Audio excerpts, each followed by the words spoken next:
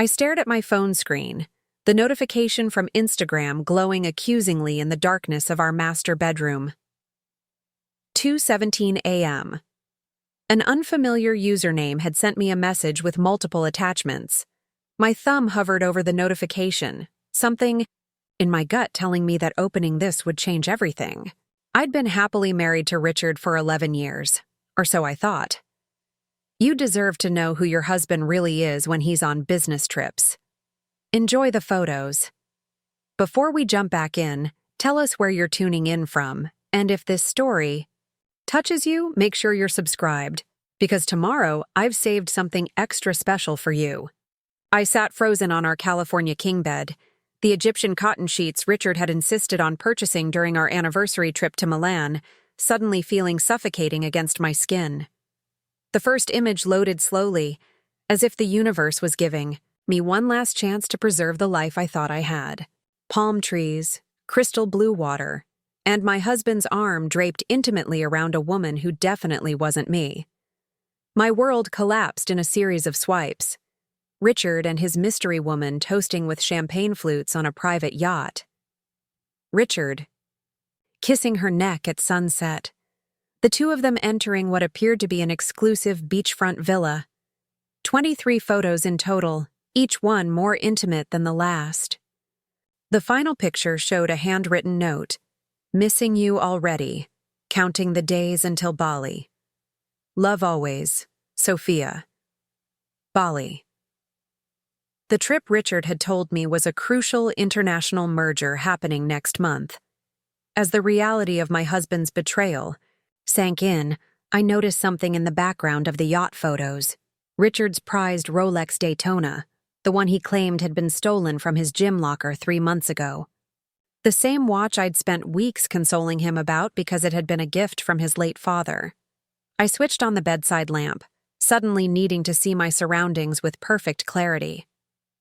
Our bedroom, decorated in the modern minimalist style Richard had insisted upon, felt like a stranger's space. The symmetrical nightstands, the abstract art pieces selected by his professional designer friend, who I'd never met, the carefully positioned family photos that now seemed like props in an elaborate stage production. I looked at the empty space beside me where Richard should have been sleeping. He was in Chicago, closing an unmissable deal that would secure our future. The future he was apparently planning with someone named Sophia. My hands trembled as I typed a response to the mysterious sender. "Who are you?" The reply came instantly. "Someone who thought she was special until I found out about you. And apparently I'm not the only one. There are others. Ask him about Melissa in the London office, or Tara from the Dubai conference." I'm done being silent. Preparing and narrating this story took us a lot of time, so if you are enjoying it, subscribe to our channel. It means a lot to us. Now back to the story. I set my phone down, my mind racing. After 11 years together, I realized I didn't truly know the man I'd married, the man who'd insisted on separate bank accounts for tax purposes, the man who'd convinced me to put the house solely in his name because my credit wasn't as strong. The man who'd subtly discouraged me from maintaining my career in financial analysis, suggesting that focusing on our home life would be more fulfilling. I'd been so proud of supporting his success, of being the perfect corporate wife who hosted dinner parties for his colleagues and clients. I'd believed we were partners building a life together. Now I realized I'd been nothing more than a convenient backdrop for his real life, the one that included Sophia, Melissa, Tara, and who knew how many others.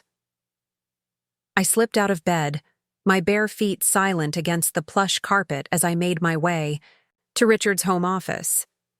The space had always been off limits to me. Client confidentiality, he'd explained. The door was locked, as always, but I knew where he kept the spare key, inside the hollowed-out business leadership book on the hallway bookshelf. The office looked exactly as it always did, immaculately organized, not a paper out of place. His desk was clear except for his closed laptop and the framed photo of us from our wedding day. I stared at my younger face, at the genuine joy and love I'd felt that day, and something hardened inside me.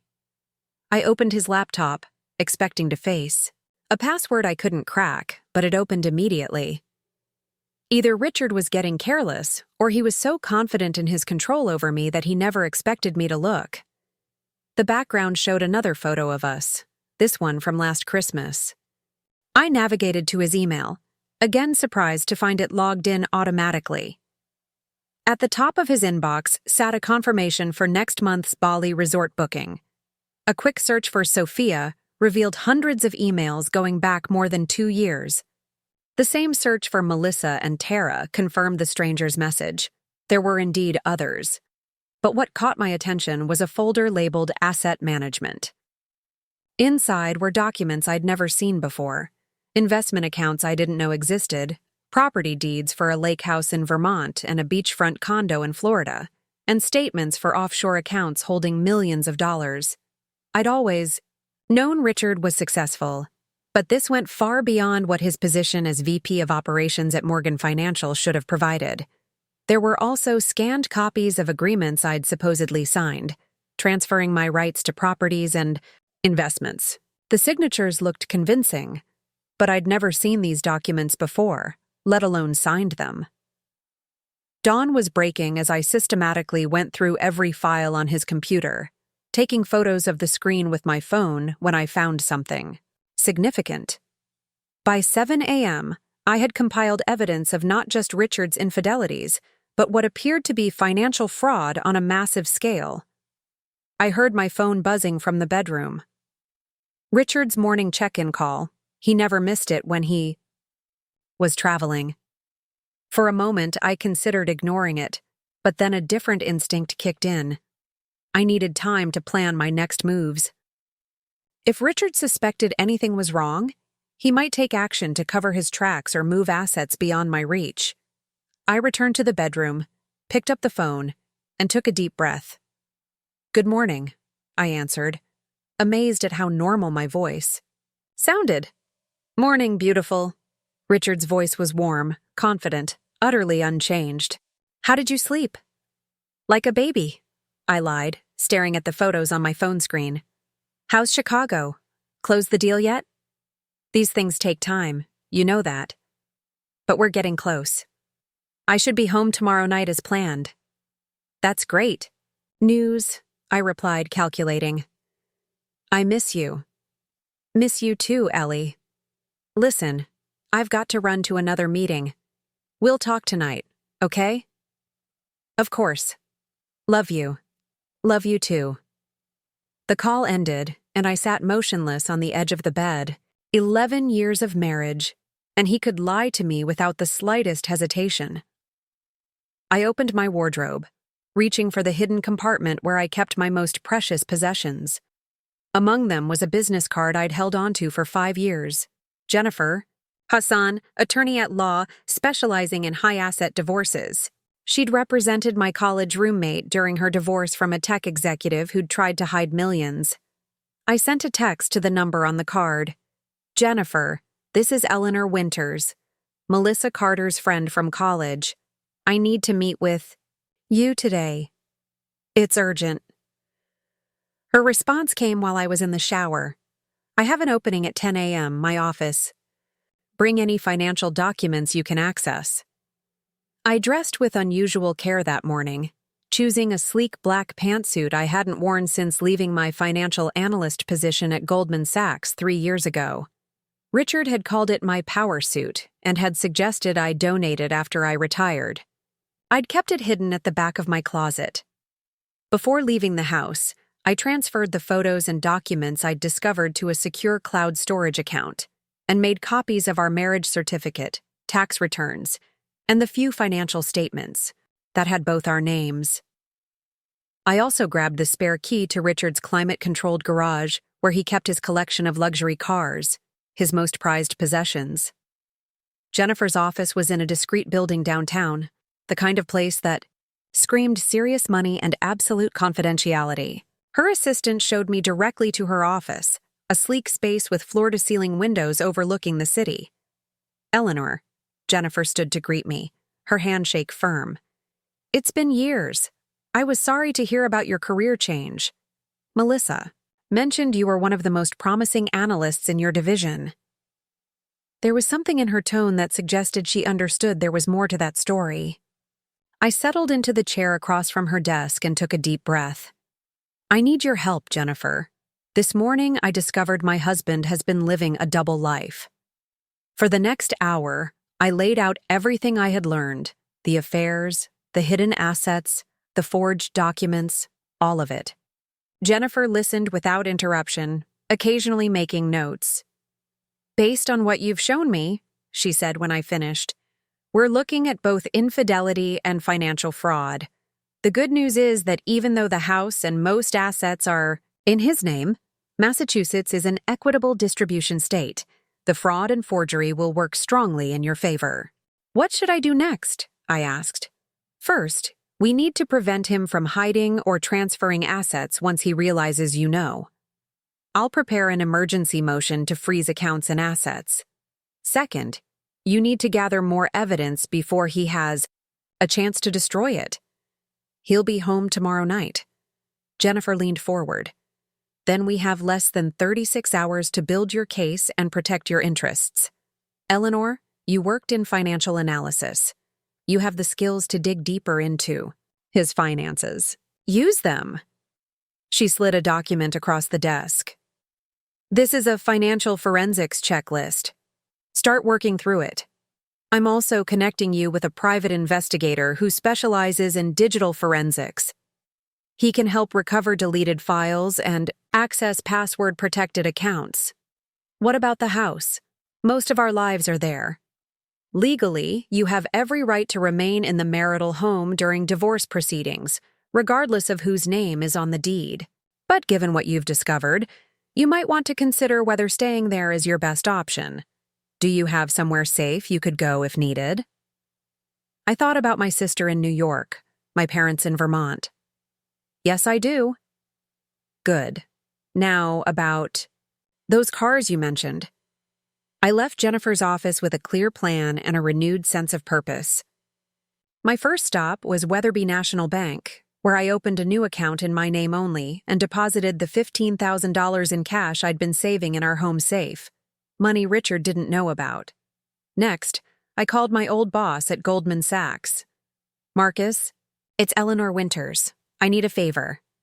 Marcus had always made it clear he thought I'd made a mistake leaving the firm. Eleanor, finally came to your senses about returning to work? Something like that. I need information about offshore accounts and investment structures, hypothetically speaking. There was a pause on the line. This sounds like the kind of hypothetical conversation that should happen in person. Can you come to the office? Say 3 p.m.? I'll be there. By early evening, I had a much clearer picture of Richard's financial empire and its vulnerabilities.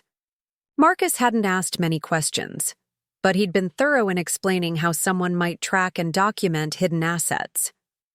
I returned home and spent hours going through every inch of Richard's office, photographing documents, noting account numbers, and identifying patterns in his transactions. I discovered a hidden safe behind a moving panel in his bookcase, which I carefully photographed but didn't attempt to open. That could wait for the professionals. At midnight, my phone rang. Richard, right on schedule for his nightly check-in. Hey. There, I answered, forcing warmth into my voice. Hi, gorgeous. Not too lonely without me? I looked around his office at the evidence of his betrayal spread out before me. Just counting the hours until you're home. How was your day? Productive. We should have everything wrapped up tomorrow. I'll catch the 5 p.m. flight and be home by 8. Perfect. I'll plan a special dinner to celebrate your successful trip. You're the best, Ellie. What did I do to deserve you? I swallowed the bitter laugh threatening to escape. Just lucky, I guess. Get some rest. Big day tomorrow. Night, babe. Love you. Love you too. I ended the call and immediately texted Jennifer. He'll be home by 8 p.m. tomorrow. Need to meet earlier than planned. As I prepared for bed, I stopped, in front of the large mirror in our dressing room. The woman staring back at me looked different somehow, her eyes harder, her posture straighter. For the first time in years, I recognized myself. I slept in the guest bedroom that night, unable to bear the thought of lying in the bed we had shared while looking at the photos of Richard with his mistress. As I drifted off to sleep, I knew that by this time tomorrow, Richard's carefully constructed world would begin to crumble. And from its ashes, I would reclaim mine. Morning came with a clarity I hadn't felt in years. I had exactly 14 hours until Richard walked through the front door, expecting to find his dutiful wife waiting with dinner. Those hours would determine the rest of my life. I dressed in workout clothes and left the house at 7 a.m., but instead of heading to my usual yoga class, I drove to the luxury car dealership where Marcus's brother-in-law worked as sales director. "Mrs. Winters," George greeted me with professional enthusiasm. "Marcus mentioned you might be stopping by. How can I help you today?" "I'm interested in discussing the private sale of several vehicles," I said, sliding a folder across his desk. "These are my husband's cars. I'd like a fair market valuation and information about the quickest way to sell them." George's eyebrows rose as he looked through the specifications. "This is quite a collection. The Ferrari alone. And you say, these are currently in your possession?" I produced the title documents I'd found in Richard's office safe. Each listed both our names, a rare oversight on Richard's part, likely because the insurance rates were lower with multiple drivers listed. "I understand discretion would be essential. In this situation," George said carefully, "absolute discretion and speed. I'd like to move forward immediately." By 9 a.m., I was sitting in Jennifer's office again, this time with her partner specializing in financial crimes joining us. "Based on what we've found," Jennifer said, "we have enough to file for divorce on grounds of adultery and financial fraud. However, there's another matter we should discuss." She glanced at her partner, who nodded. "Eleanor," he said, leaning forward, "some of these transactions show patterns consistent with money laundering. If that's the case, your husband could be facing criminal charges beyond the civil divorce proceedings." "Are you suggesting I could be implicated?" I asked. "Not if you've had no knowledge or involvement, which seems to be the case. But you need to be prepared for this to potentially become a much larger legal issue." I thought about the man I'd married, the life I thought we'd built. "Do whatever is necessary. I want the truth exposed. All of it." By noon, I had signed the divorce papers, which would be filed and served to Richard tomorrow. Jennifer had also prepared emergency motions to freeze assets and prevent any retaliatory actions from Richard. My next stop was our house, where I met with a locksmith to change all the exterior locks and security codes. I also contacted a security company to install cameras covering all entrances, all paid for from my new private account. At 2 p.m., George called from the dealership. "Mrs. Winters, I have buyers ready for 3 of the vehicles. The offers are very competitive given the expedited timeline." "Accept them all," I instructed, "and have the funds transferred to the account I provided." By 4 p.m., Richard's beloved Ferrari 488, Porsche 911 GT3, and vintage Jaguar E-Type had new owners. His Aston Martin and Mercedes-AMG GT were scheduled to be sold the following day. The combined sales had already netted over $800,000. At 5 p.m., I received a text from the private investigator Jennifer had connected me with. "Digital forensics complete. Found extensive communication history and financial records. Evidence secured and backed up, ready to testify if needed." At 6 p.m., I arranged for the contents of our joint safe deposit box, including my grandmother's jewelry that Richard had insisted we store there for safety, to be transferred to a new box in my name only at a different bank. By 7 p.m., I had prepared the dining room for Richard's homecoming, though not in the way he would expect. On the table, instead of a celebratory dinner, I placed copies of the divorce papers, photos of him with Sophia, printouts of emails to Melissa and Tara, and statements from the hidden accounts. In the center of the table sat a single envelope, containing the receipts for his sold cars and a note. Enjoy your new life with Sophia. I'll be enjoying mine, with my fair share of what you tried to hide. At 7:45 p.m., I received a notification that Richard's flight had landed. I poured myself a glass of the Chateau Margaux he'd been saving for a special occasion and waited. At 8:17 p.m., I heard a key in the front door, followed by confusion as it failed to turn in the new lock. Then came the doorbell and the rapid-fire knock I knew so well. I took a final sip of wine and walked calmly to the door, the security monitor showing Richard's increasingly frustrated face as he tried again with his key. It was time to greet my husband for the last time. I took a deep breath and opened the door, keeping the security chain engaged. Richard's face cycled through confusion, relief, and then irritation. Ellie? Why is the lock changed? His voice had that practiced patience he used when he thought I was being irrational. I think you know why, Richard. My voice was steadier than I expected. Or should I ask Sophia? Maybe she knows. His expression froze, then shifted into something I'd never seen before, a calculating coldness that made me grateful for the chain between us. Ellie, I don't know what you're talking about, but I've been traveling all day. Can I please come inside so we can discuss whatever's bothering you? I almost laughed. Even now, caught red-handed, he was sticking to his script.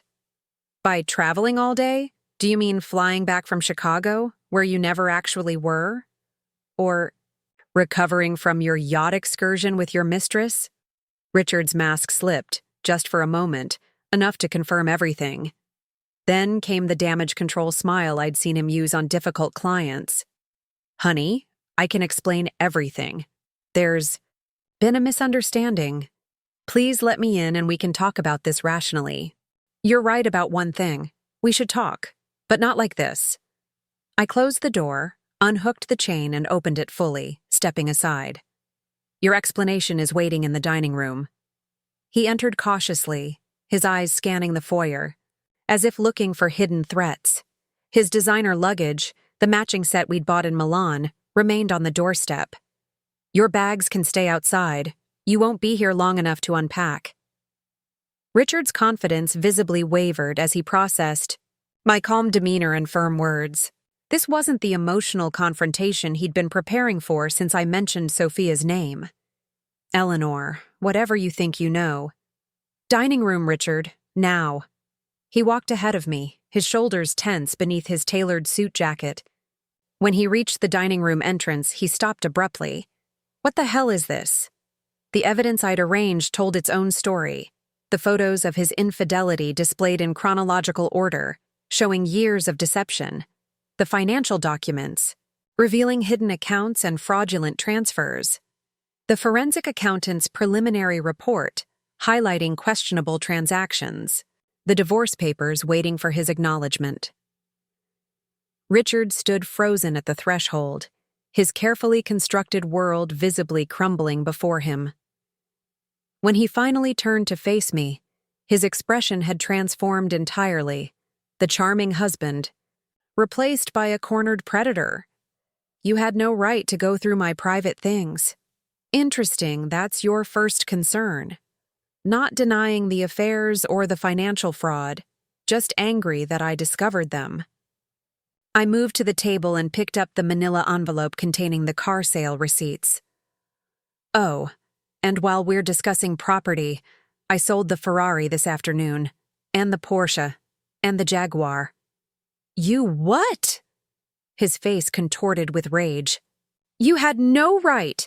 Those are my cars. Actually, check the titles. My name is on all of them. And unlike the property transfers you forged my signature on, those titles are legitimate. Richard lunged toward the dining room window, which overlooked the private garage that had once housed his precious collection. Even from here, he could see the empty spaces where his prized vehicles had been parked just yesterday. I'm calling the police, he hissed, pulling out his phone. Go ahead. I'd be happy to explain to them how I discovered my husband's offshore, Accounts after finding out about his multiple affairs. I'm sure the IRS would be interested in some of these transactions as well. I gestured to the financial documents. That Cayman Islands account is particularly troubling from a legal standpoint. Wouldn't you agree? His finger hovered over his phone. We both knew he couldn't risk official scrutiny of his finances. "What do you want?" he finally asked, his voice icy, exactly what's outlined in those papers. An equitable division of assets, the real assets, not just the ones you've kept in your name. And a clean break. This is insane. You're throwing away 11 years over a misunderstanding. Let me explain about Sophia, and Melissa, and Tara, and whomever else you've been sleeping with while I maintained your home and managed your social calendar. I couldn't keep the edge from my voice. Save your explanations, Richard. I've read your emails. I've seen the photos. I know exactly who you are now. He changed tactics, his expression softening into the contrite look I'd seen him practice in the mirror before difficult meetings. "Ellie, I've made mistakes. Terrible mistakes. But we can work through this. We can get counseling, rebuild trust. I love you. I've always loved you." For a flicker of a moment, I felt the pull of those words, of the life I thought we'd had. Then I remembered the photo of him kissing Sophia's neck, the watch he'd claimed was stolen, the forged documents transferring my property rights. No, Richard, you loved the convenience of me, the respectable wife who supported your career and hosted your business dinners, the trusting partner who never questioned your business trips or your financial decisions. I met his gaze steadily. "That woman is gone," his facade cracked. "You think you can just kick me out of my own house? Sell my cars? Take my money? You signed a prenup, Eleanor. You'll get nothing." I smiled, genuinely amused by his misplaced confidence. "You should really read the divorce petition. Jennifer Hassan?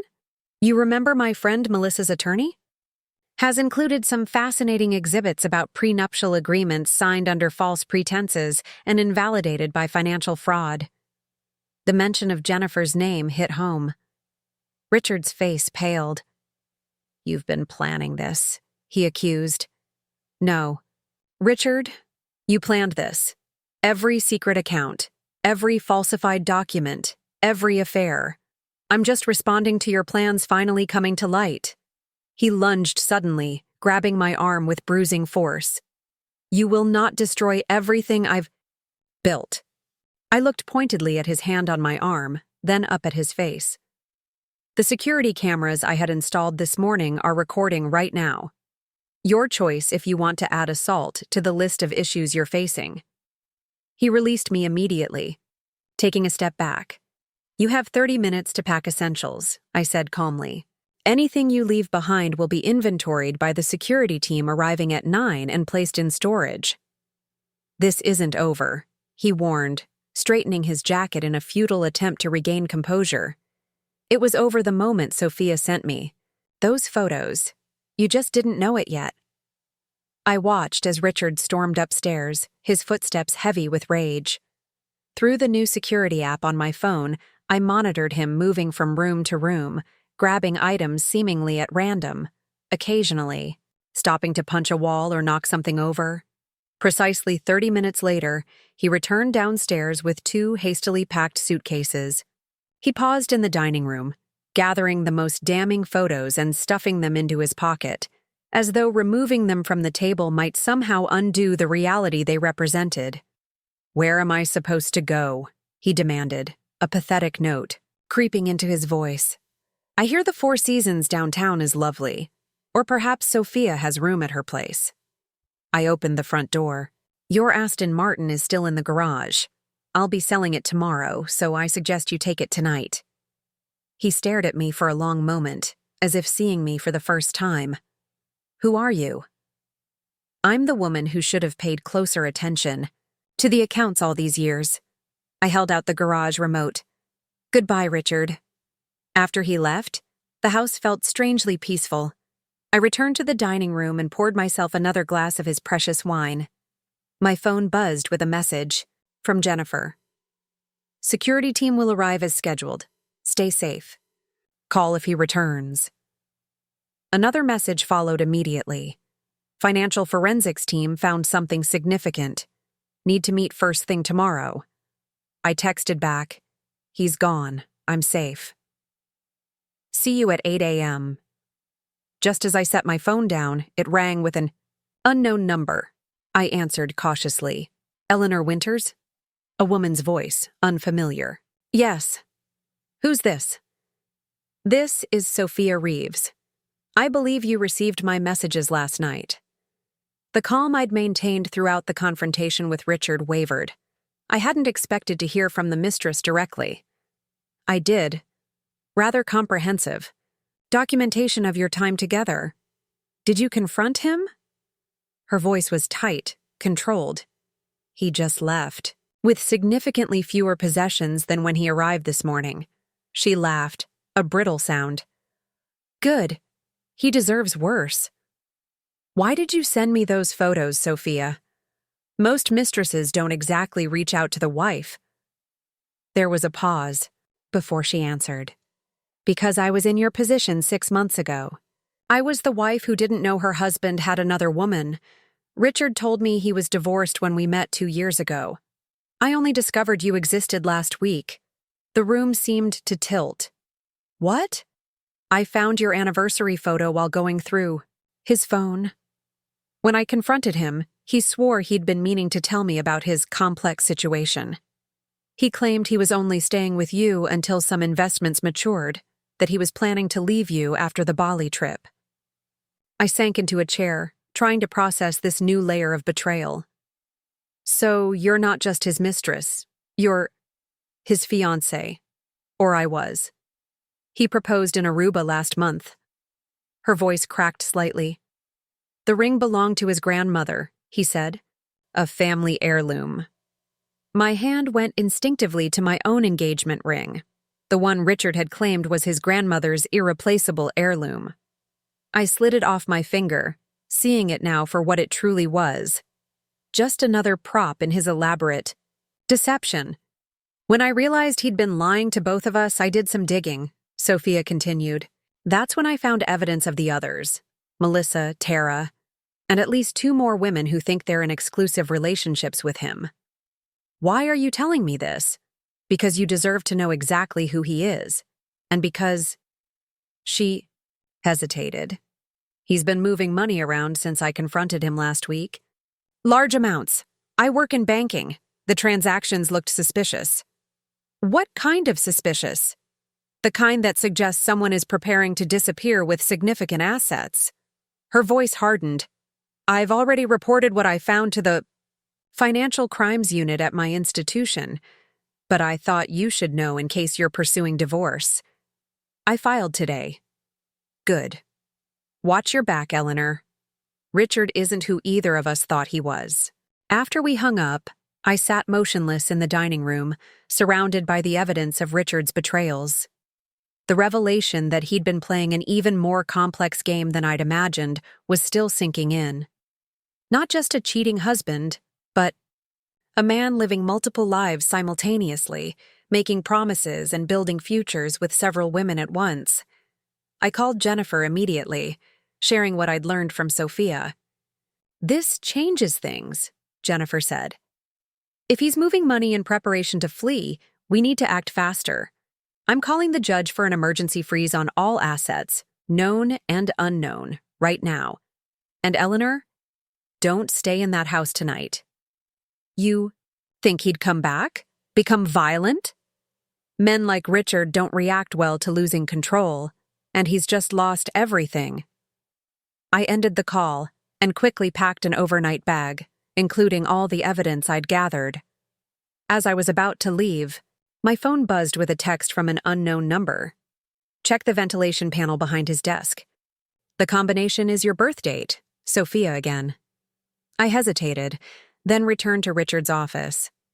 The ventilation panel looked ordinary, but when I pressed its edge, it swung open to reveal a digital safe.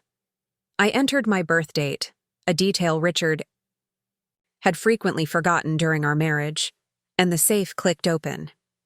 Inside was a USB drive, a passport that wasn't Richard's but contained his photo under the name Richard Morris, and stacks of cash in various currencies. Beneath it all was a small notebook filled with account numbers, passwords, and what appeared to be a coded list of contacts. I photographed everything, then replaced the contents exactly as I'd found them, leaving no trace of my discovery. This wasn't just about affairs or hidden assets anymore. This was something darker, potentially criminal. As I drove away from the house that had been my home for the past 8 years, I called Jennifer again. "I need to meet with that financial crimes specialist tonight," I told her. "I think Richard might be involved in something illegal. I'll set it up. Come directly to my office. And Eleanor, have you checked if you're being followed?" The question sent a chill through me. "No, Do it now. Make 3 random turns. If any car stays with you through all 3, drive straight to the police station." I followed her instructions, relief washing over me when no vehicle maintained my erratic route. 20 minutes later, I was sitting in Jennifer's office with her partner and a stern-looking woman introduced only as Ms. Park from the Treasury Department. "Mrs. Winters," Ms. Park began without preamble, "based on what your attorneys have shared and what we've independently verified, we believe your husband may be involved in a money laundering operation connected to several international investment firms." The calm I'd maintained throughout this nightmarish day finally began to crack. "Money laundering? That's not possible. Richard is a financial executive, but he's not a criminal." Ms. Park placed a folder on the table between us. "Your husband has been moving millions through a sophisticated network of shell companies and offshore accounts. The pattern suggests these aren't merely hidden assets in a marital context, but potentially proceeds from illegal activities." "What kind of illegal activities?" "That's what we're investigating. But given the acceleration of transfers in the past week, we believe he may be preparing to disappear." Jennifer placed a hand on my arm. "Eleanor, this goes beyond divorce proceedings now. The Treasury Department needs your cooperation." "What does that mean exactly?" Ms. Park leaned forward. "It means we need you to maintain the appearance of normalcy while we track the money flow. Your husband can't know that we're investigating, or that you've discovered the extent of his operations. You want me to go back to the house? Pretend I don't know anything?" The thought made my stomach turn. "No," Jennifer interjected firmly. "That would put Eleanor at risk. There must be another approach." Ms. Park considered this. "Perhaps a controlled confrontation, then. Mrs. Winters has already initiated divorce proceedings and changed the locks. That can't be undone without raising suspicion." She turned to me. "But when he contacts you, and he will, we need you to engage just enough to keep him talking and keep him in the country while we build our case. And if I refuse? Then we proceed without your assistance. But your involvement would significantly accelerate our investigation and potentially help recover assets that might otherwise disappear forever, including your rightful share." I thought about the elaborate deception Richard had maintained for years, the multiple women he'd manipulated, the forged documents in my name. Then I thought about the hidden safe with the false passport and foreign currency. "What do you need me to do?" The 3 of them exchanged glances before Jennifer's partner slid a document across the table. "First, we need your written consent to monitor all communications between you and Richard. Second, we need you to stay somewhere safe but accessible. Location where Richard could plausibly find you to attempt reconciliation." "My sister's apartment in the city," I suggested. "Richard knows where it is, but it has doorman security." Ms. Park nodded. "That would work. Third, when he reaches out, you'll need to express anger about the affairs but remain vague about what else you might know. Make him believe this is solely about his infidelity." "Can you do that, Eleanor?" Jennifer asked gently. "Could I?" "Could. I faced the man who had betrayed me so completely and pretend my only concern was his faithlessness, not the potentially criminal empire he'd built while using me as his respectable front." My phone buzzed with an incoming call. Richard's name flashed. On the screen. Seems we're about to find out, I said, showing them the phone. He's calling now. The three of them moved with surprising efficiency, quickly connecting my phone to a recording device and giving me a hastily scribbled list of talking points. Ms. Park nodded for me to answer, pressing a button to begin the recording. I took a deep breath and accepted the call. Eleanor. Richard's voice was eerily calm through the phone. We need to talk about what happened tonight. I glanced at Ms. Park, who nodded encouragingly.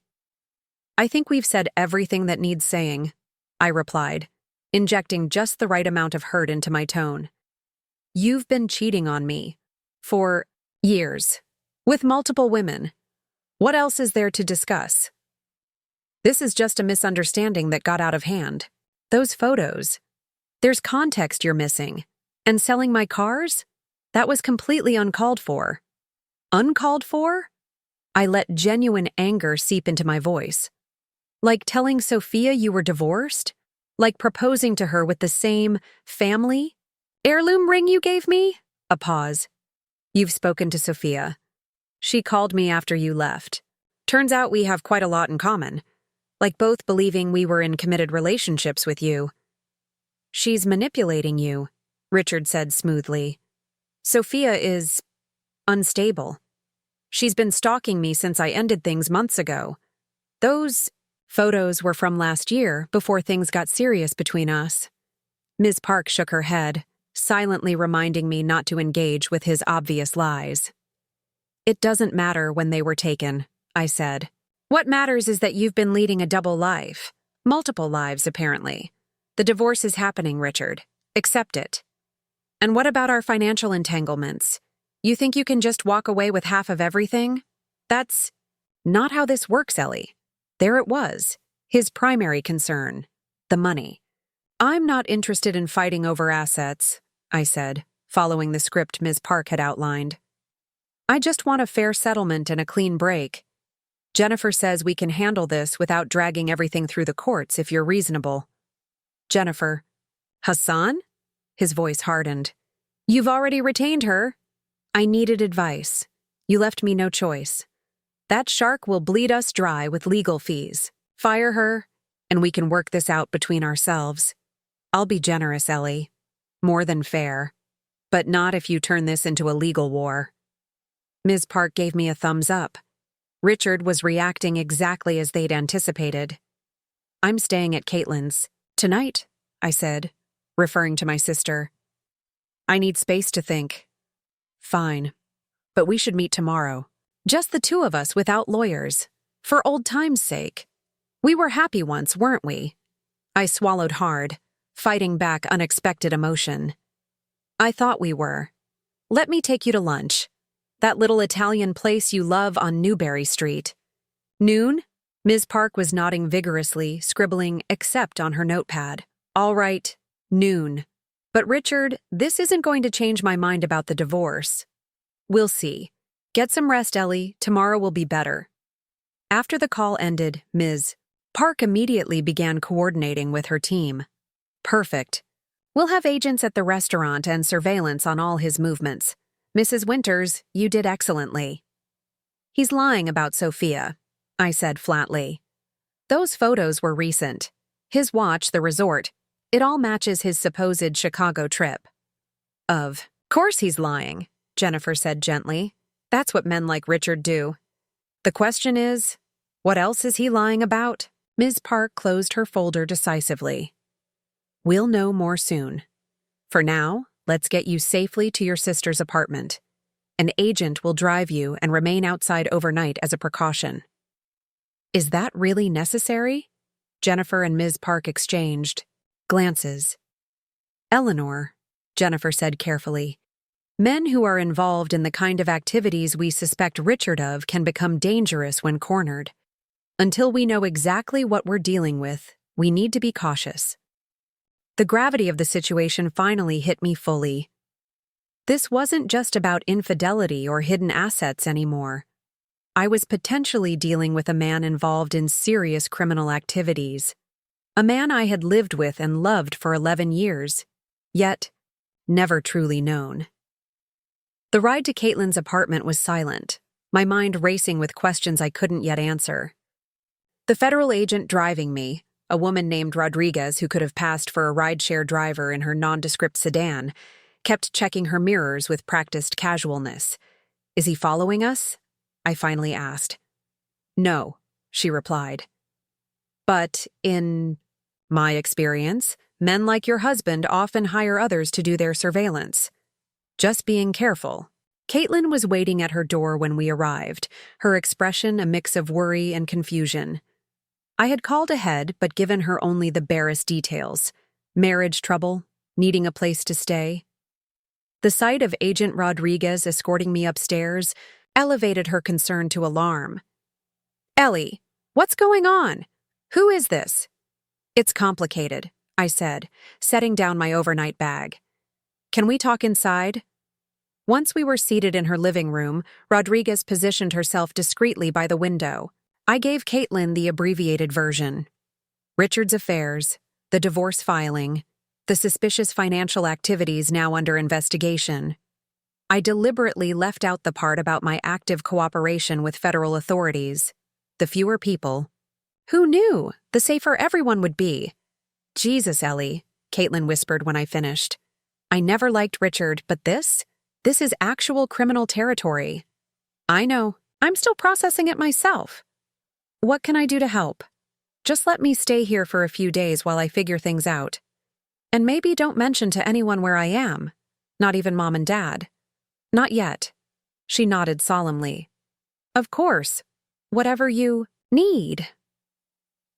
After Caitlin went to bed, I sat alone in her guest room, unable to sleep. My phone was buzzing with messages, friends responding to Richard's version of events, which apparently involved him moving out temporarily due to communication issues in our marriage. Classic Richard, getting ahead of the narrative. I didn't respond to any of them. Instead, I opened my laptop and began doing what I did best: financial analysis. Years ago, before Richard had convinced me to leave my career to focus on our life together, I had been tracking toward partnership at my firm. My specialty had been identifying questionable financial patterns in corporate acquisitions. Now I turned those skills toward my own marriage. I created a timeline of our relationship alongside Richard's known business activities, searching for correlations between major life decisions and financial movements. When had he first suggested, "I leave my job?" Right after his promotion to VP of Operations, when he gained oversight of international investments. When had he insisted we put the house solely in his name? Shortly after establishing the first of his shell companies.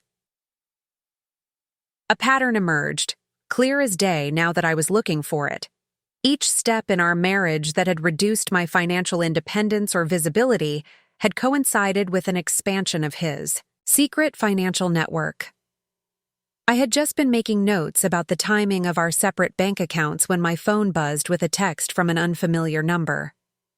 "Don't meet Richard tomorrow. He knows you've found more than the affairs." Sophia again. I hesitated, then replied, "How do you know this?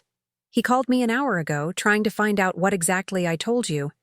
He was particularly concerned about whether I mentioned his business arrangements. He's panicking." I immediately called Ms. Park despite the late hour. "He's contacted Sophia," I explained. "She says he's worried about me knowing his business arrangements. She thinks the lunch meeting is a trap." "Understood. This actually gives us an opportunity. Can you forward me Sophia's contact information? We may want to bring her in as well." By morning, the plan had evolved. Instead of meeting Richard alone, I would be wired for sound, with federal agents positioned throughout the restaurant and surrounding area. Sophia had agreed to cooperate and was now being interviewed at a separate location. "The key is to get him talking about the money," Ms. Park instructed as a technician fitted me with a nearly invisible earpiece. "Let him think you're primarily upset about the affairs, but drop subtle hints that suggest you've seen some of his financial documents. We need him to either incriminate himself or reveal the location of additional assets. What if he's dangerous? I couldn't help asking as the reality of what we were doing sank in. You'll never be alone. Agent Dawson will be posing as your server. If at any point you feel unsafe, use the phrase, "I think I'll try the tiramisu." That's the signal for us to intervene immediately. I nodded, my mouth dry. And if he doesn't incriminate himself? Then we keep building our case the slow way. But my instinct says he's going to try to buy your silence today. Men like your husband believe everyone has a price. At 11:55, I was seated at a corner table in Vincenzo's, the upscale Italian restaurant, where Richard had proposed to me 9 years earlier. The choice of location wasn't lost on me. Another manipulation tactic, attempting to trigger nostalgia. Agent Dawson, convincing in his waiter's uniform, brought me a glass of water and subtly checked my wire. "All systems go," he murmured. "He's just pulled up outside."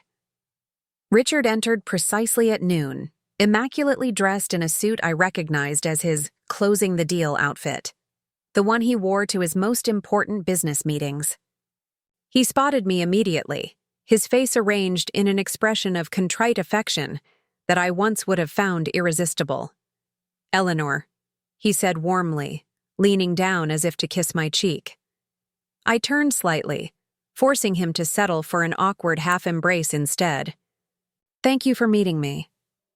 "Let's just get this over with," I replied, watching him closely. There was something different about him today, a tightly controlled energy that hadn't been present during our confrontation last night. Of course. He sat across from me, smoothly ordering a bottle of champagne from Agent Dawson without bothering to consult me. "I thought we might need this." "Champagne? Really? We're discussing divorce, Richard, not celebrating."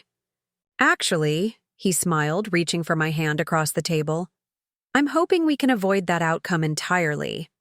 I've been doing some serious reflection since last night." I withdrew my hand. Reflection doesn't erase years of lying and cheating. "No, it doesn't." His tone was perfectly calibrated to convey remorse. What I did was inexcusable. The affairs, the dishonesty, all of it. I lost sight of what truly matters. You, us, our life together.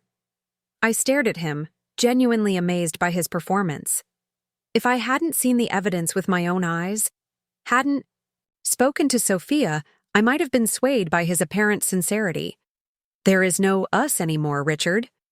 You made sure of that when you proposed to Sophia with my grandmother's ring. He flinched slightly, the first genuine reaction I'd seen. That was a terrible mistake. Sophia meant nothing to me. None of them did. They were distractions, stupid ego boosts during stressful periods at work. "Work," I repeated, seizing. The opening Ms. Park had prepared me for. "Let's talk about your work, Richard. All those late nights, all those international trips that somehow never seem to produce phone records or hotel receipts in the cities you claim to be visiting." His eyes narrowed slightly, his jaw tightening. "What exactly are you implying?" "I'm not implying anything. I'm simply pointing out that there seem to be significant gaps between what you've told me about your professional life and reality." The champagne arrived, and Richard used the interruption to recalibrate. Once Agent Dawson had retreated, he leaned forward, his voice lowered confidentially. "Ellie, there are aspects of my work that I couldn't share with you. Confidential client, matters, sensitive transactions. I was protecting you by keeping you separate from certain business dealings." "Protecting me? Or protecting yourself?"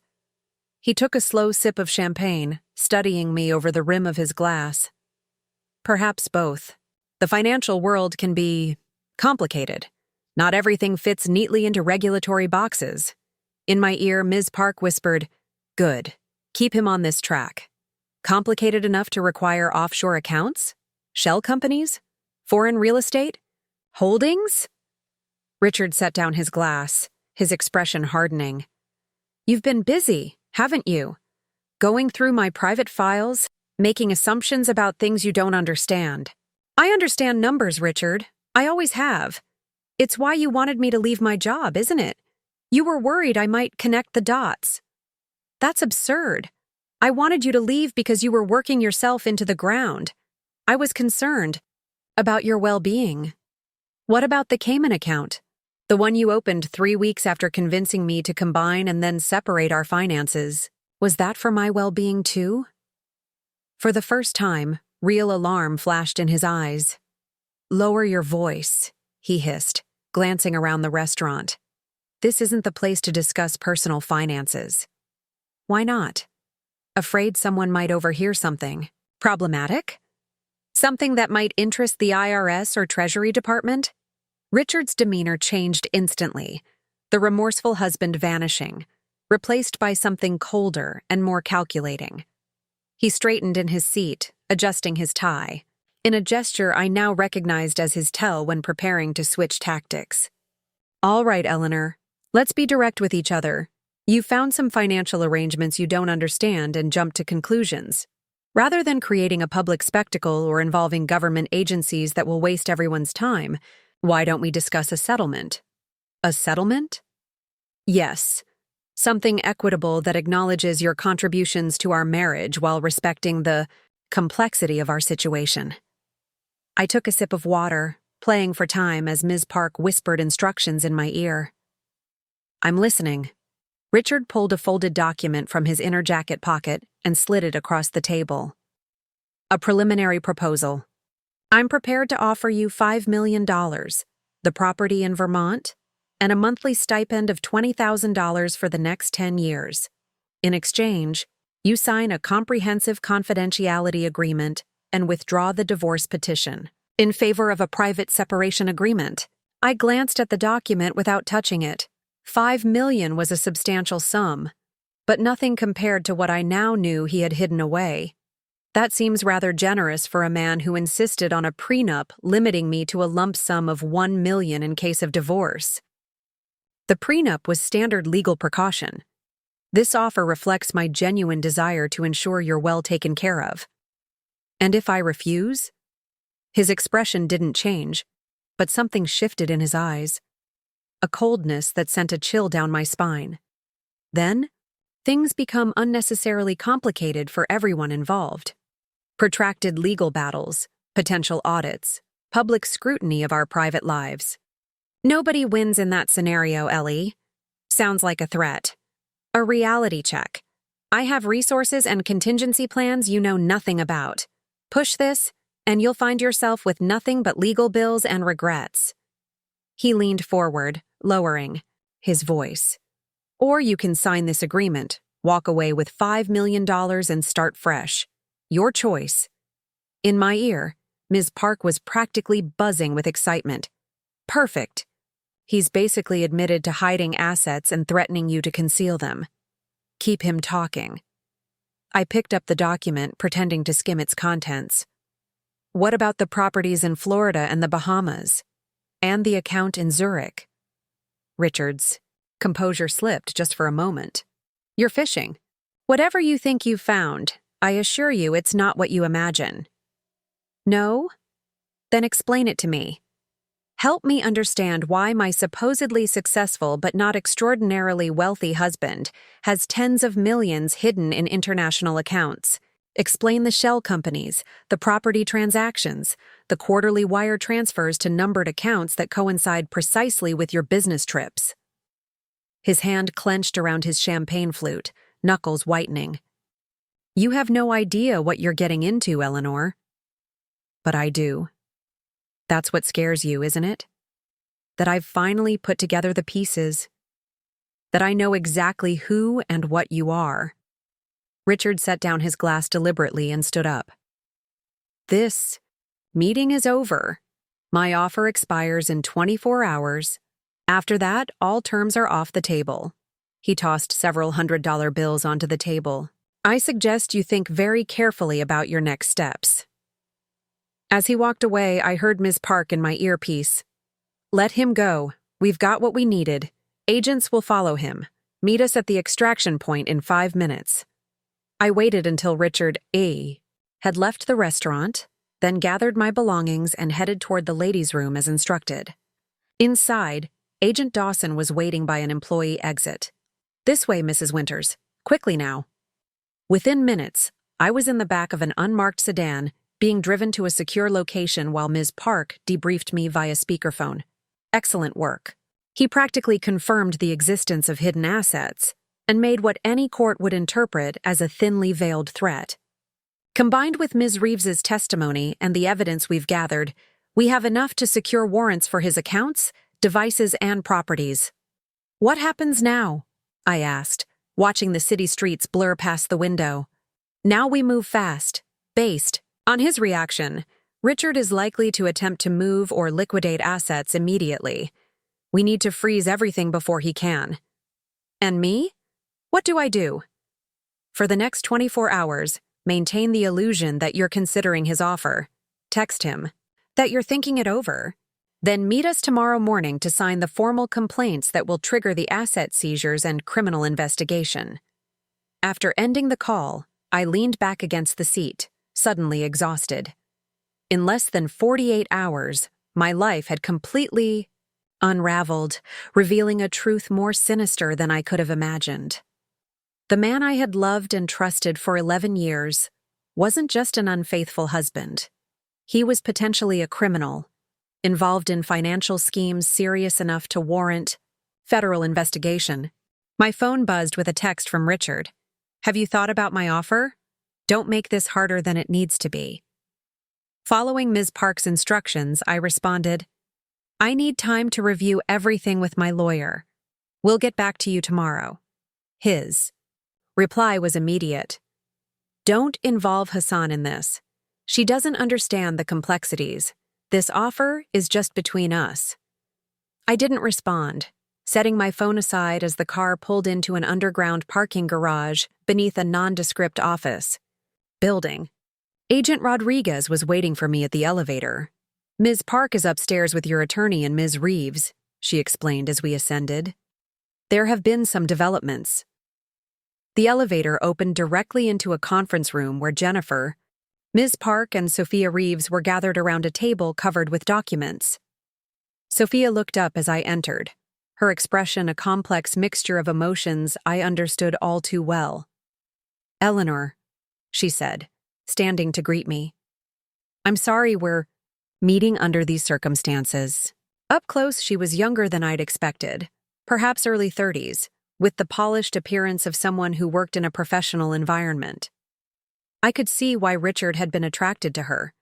She exuded the same confident competence I once had, before years with Richard had dimmed my professional identity. "Ms. Reeves has been extremely helpful," Ms. Park explained. "Her position at First Atlantic Bank gave her access to transaction records that corroborate our suspicions about your husband's activities." "What exactly is he involved in?" I asked, taking a seat at the table. The three women exchanged glances before Jennifer spoke. "Based on what we've pieced together, Richard appears to be facilitating the movement of funds for several high-net-worth foreign nationals, disguising the sources and destinations through a complex network of shell companies and property investments." "Money laundering," I said flatly. "Among other things," Ms. Park confirmed. "We believe he's been using his position at Morgan Financial to identify potential clients with specific needs. Individuals who require large sums moved across international borders without regulatory scrutiny." "And his personal life?" I glanced at Sophia. "The affairs, the multiple relationships, how does that fit in?" Sophia clasped her hands tightly on the table. "I've been asking myself the same question.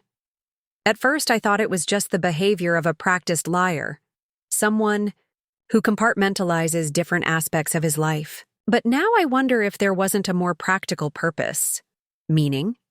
Multiple residences under different romantic pretenses, Ms. Park explained. Properties that wouldn't raise suspicion because they appeared to be love nests rather than business assets. Women who provided social alibis without realizing it. We were cover stories, Sophia said bitterly. Convenient explanations for his movements and expenditures. I thought about all the times Richard had insisted I not join him on business trips, all the properties he'd mentioned buying as investment opportunities that I'd never seen. The pattern was unmistakable once I could see the full picture. The question now, Jennifer said gently, is how we proceed. Legally, you have options, Eleanor. You can cooperate fully with the federal investigation, which may provide the best outcome in terms of asset recovery, but will certainly become public. Or you can pursue a quieter resolution focused primarily on your divorce and financial settlement. Before I could respond, Agent Rodriguez entered the room, her expression urgent. We have a problem. Richard Winters just booked a private flight to Caracas, departing in 3 hours. And he's liquidating accounts, massive withdrawals across multiple institutions in the last 30 minutes. Ms. Park was immediately on her feet. He's running. We need those warrants now. What about Eleanor? Jennifer demanded. If he's desperate enough to flee, he might see her as a threat that needs to be eliminated first. I'm putting a protection detail on her immediately, Ms. Park assured her, already dialing. And we're accelerating everything. No more waiting until tomorrow.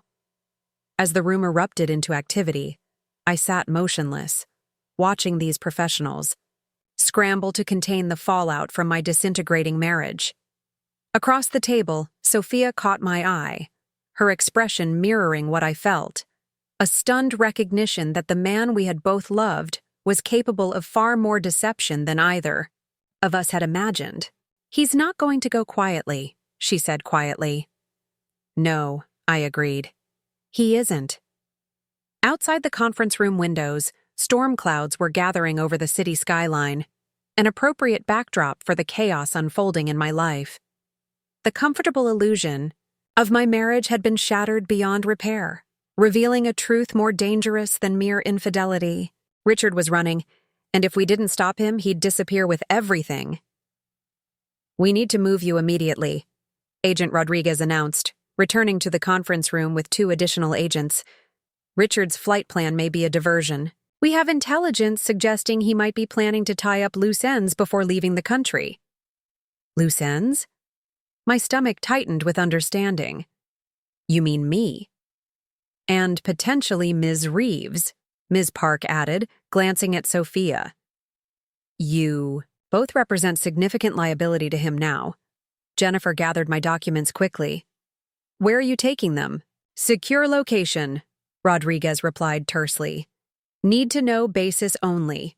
We'll keep you updated through secure channels. Within minutes, Sophia and I were being escorted to the parking garage, flanked by agents scanning our surroundings with practiced vigilance.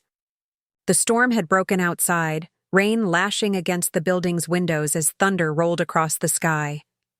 Stay between us, Rodriguez instructed as we approached an armored SUV. Move quickly, but don't run. We had just reached the vehicle when the lights in the garage flickered and went out, plunging us into darkness broken only by emergency exit signs and the agents' flashlights. This isn't a coincidence, Rodriguez muttered, drawing her weapon. Into the vehicle now! We scrambled inside as the agents formed a protective perimeter. Through the reinforced windows, I could make out shadowy figures moving between parked cars at the far end of the garage. Federal agents, Rodriguez called out. Identify yourselves. The response came in the form of gunfire, bullets pinging harmlessly against our armored vehicle. Get down, Rodriguez shouted, dropping into the driver's seat and starting the engine. The SUV roared to life, tires squealing as we accelerated toward the exit, agents returning fire behind us. Beside me on the floor of the back seat, Sophia was breathing rapidly, her eyes wide with shock. This is insane, she whispered. This can't be happening. Rodriguez, I called to the front seat. Was that Richard? Unlikely, she replied, navigating the vehicle up the exit ramp at dangerous speed. More likely hired muscle. Your husband probably has connections to people who handle this kind of work. Richard wouldn't, I began, then stopped myself. 2 days ago, I would have sworn Richard was incapable of infidelity. My certainty about what he would or wouldn't do had evaporated completely. We emerged onto the rain-soaked street, immediately joining the flow of traffic as Rodriguez communicated rapidly through her earpiece. Eagle and Sparrow secure. Proceeding. To alternate location. Hostiles engaged in garage level B2, requesting backup and scene containment. Eagle and Sparrow? Sophia asked. That's us, Rodriguez explained, making a sharp turn down a side street. Your code names for the operation. We need to assume all communications might be compromised. For the next 30 minutes, we zigzagged through the city, using a pattern designed to identify and lose any potential tails. Eventually, we pulled into another underground garage, this one beneath a residential building in a quiet neighborhood. Safe house, Rodriguez explained as we were hurriedly escorted to a service elevator. You'll stay here until we've neutralized the immediate threat. The apartment was bland and impersonal, clearly designed for function rather than comfort. Kevlar blinds covered the windows, and I noticed surveillance equipment discreetly positioned throughout the space.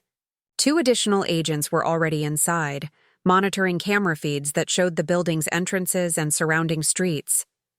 Make yourselves comfortable, Rodriguez said, gesturing to the sparse living area. This could take a while. While the agents established a security perimeter and communications protocols, Sophia and I sat awkwardly on opposite ends of a functional gray sofa. The surreal nature of our situation, 2 women connected by the same deceitful man, now hiding together from potential assassins, might have been almost comedic under different circumstances.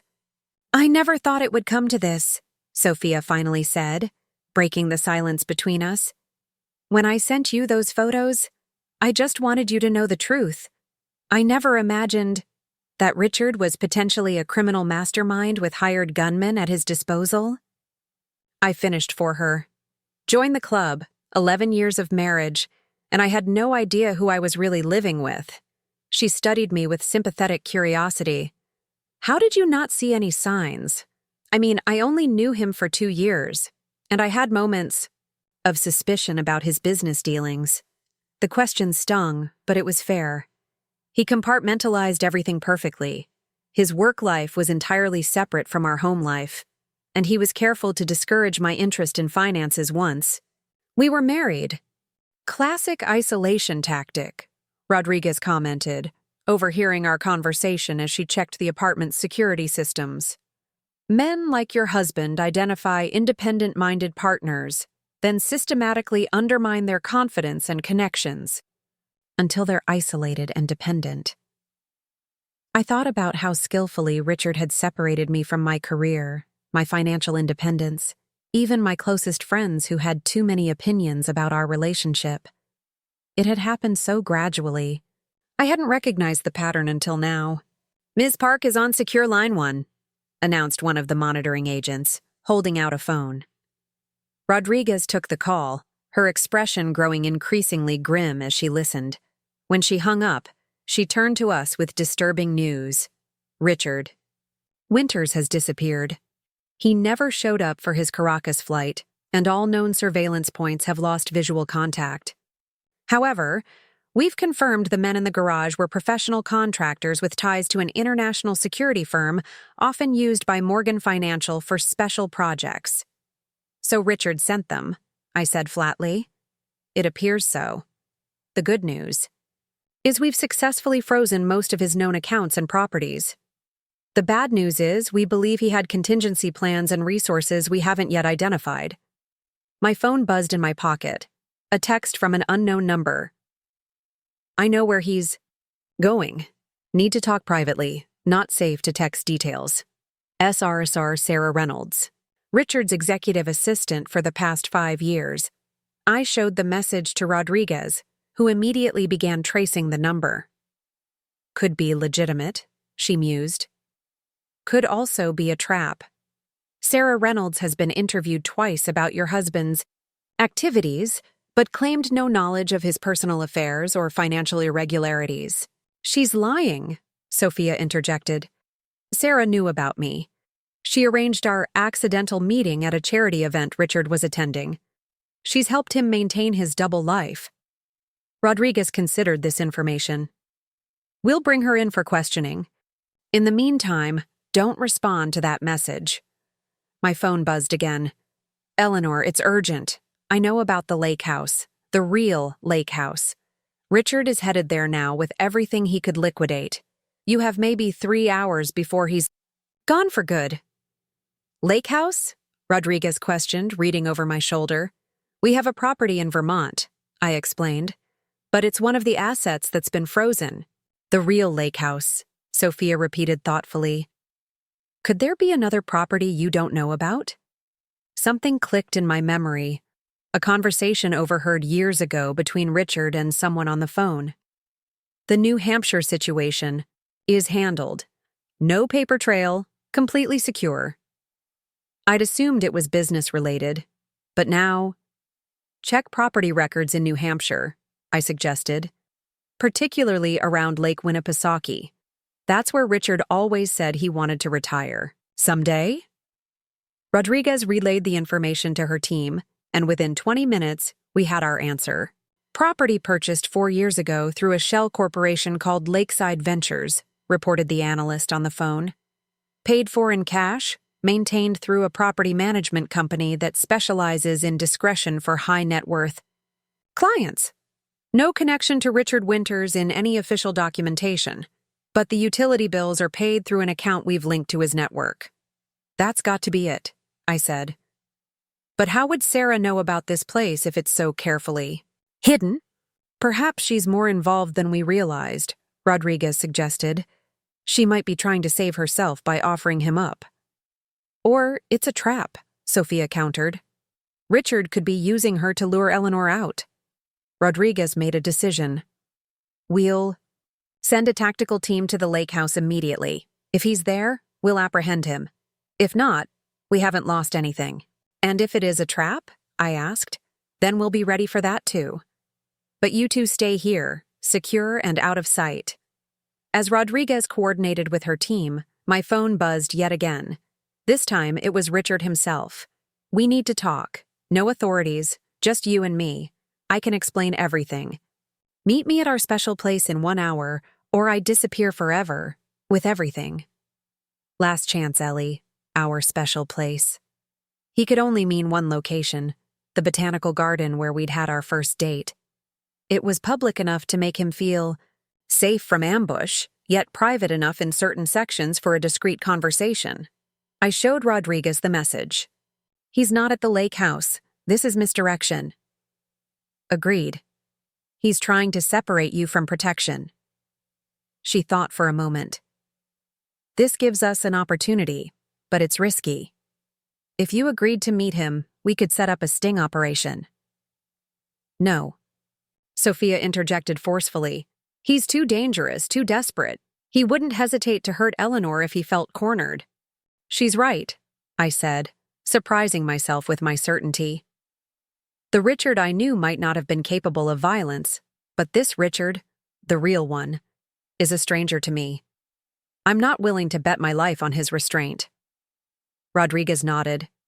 Then we maintain our original plan. The tactical team will check the lake house while we keep you both secure. For the next hour, we waited in tense silence, monitoring communications as field teams mobilized. My thoughts swirled with memories of my life with Richard, each one now tainted by the knowledge of his true nature. Had any of it been real? Or had I simply been a convenient cover for his activities, a respectable facade behind which he hid his criminal enterprises? Tactical team is approaching the lake house property, announced one of the monitoring agents. No visible activity, but there's a vehicle matching the description of Winter's Aston Martin parked in the garage. We clustered around the surveillance feed being transmitted from the team leader's body camera. The lake house was modern and luxurious, secluded among tall pines with a private dock extending into the water. Exactly the kind of place Richard had always claimed to want. Team moving in, came the crackling report. Perimeter secure, entering through rear entrance.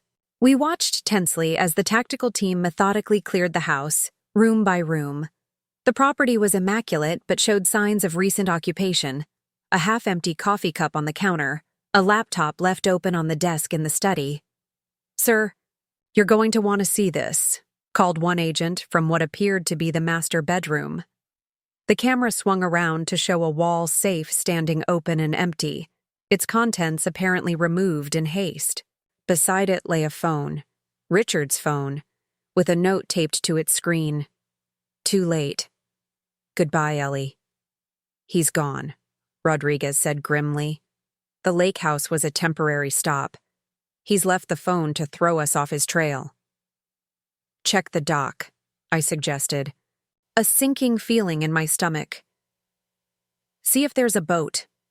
The camera moved through the house to the lakeside doors, revealing an empty boat slip where a vessel should have been. "Water escape," Rodriguez confirmed. "Smart. No road checkpoints to worry about. He could be anywhere by now." My phone buzzed one final time. "I gave you every chance, Eleanor. Remember that in the years ahead. You could have had 5 million and a comfortable life. Now you'll have nothing but regrets and federal agents as companions. I built contingencies you'll never find. Goodbye." I showed the message to Rodriguez, who immediately began tracing its origin. "He's taunting us," she said. "But every communication helps us narrow down his location. He's still in the country, or this message wouldn't have come through on standard cellular networks." "What happens now?" Sophia asked, voicing the question in my mind. "Now we adapt," Rodriguez replied. "We've frozen most of his known assets. We have evidence of his financial crimes. And we have both of you as witnesses. Richard Winters has just become one of the Treasury Department's most wanted fugitives. But he still got away," I said, the reality of the situation sinking in. "With who knows how much money."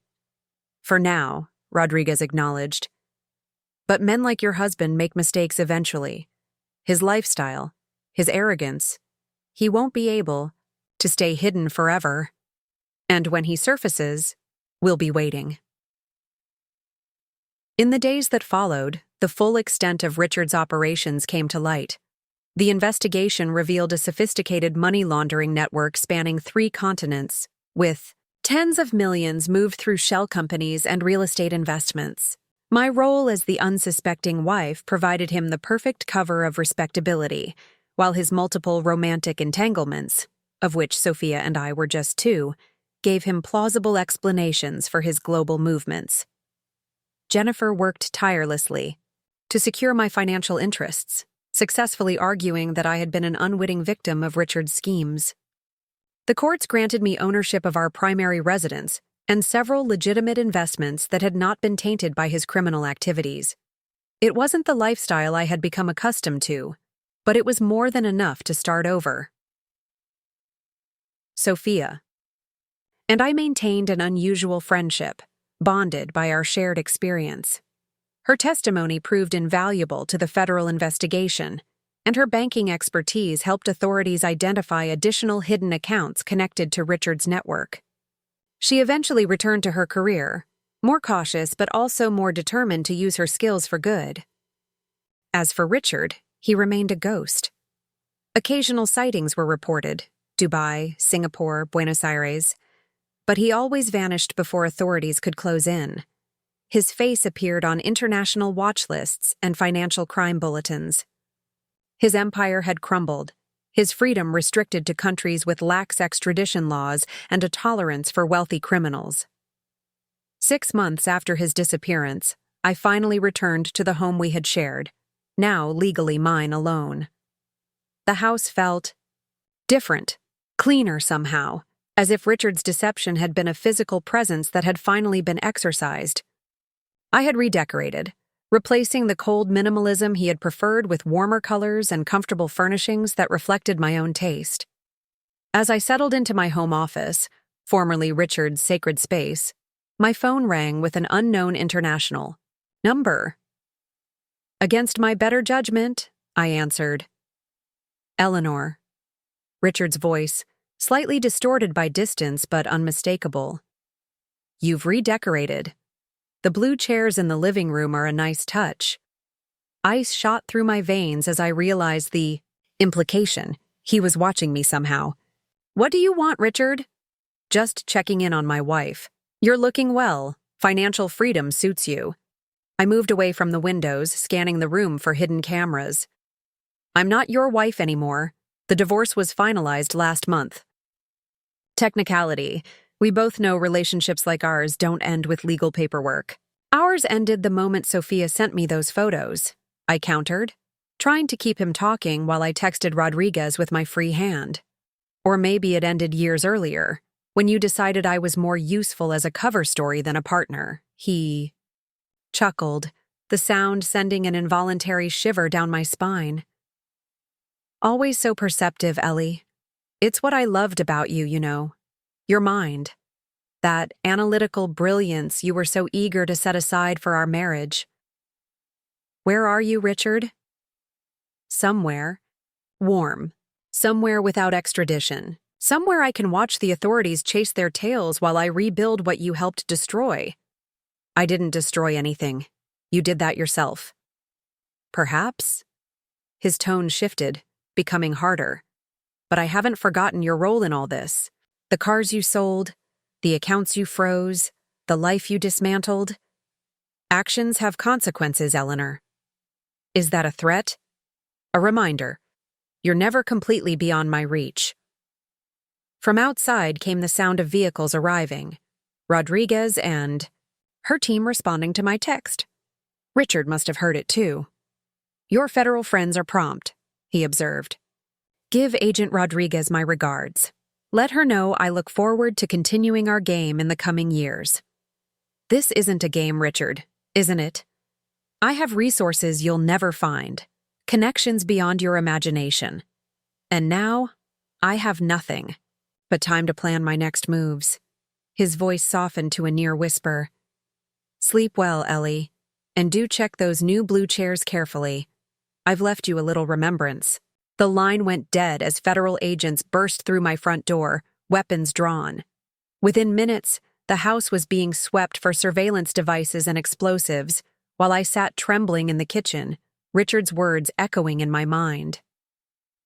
By evening, they had found it, a sophisticated surveillance system hidden within the furniture I had purchased just last week. The delivery company had no record of tampering, suggesting Richard had connections even here, in my new beginning. "We'll need to move you again," Rodriguez said apologetically. "Different house, different city, possibly a new identity until we apprehend him."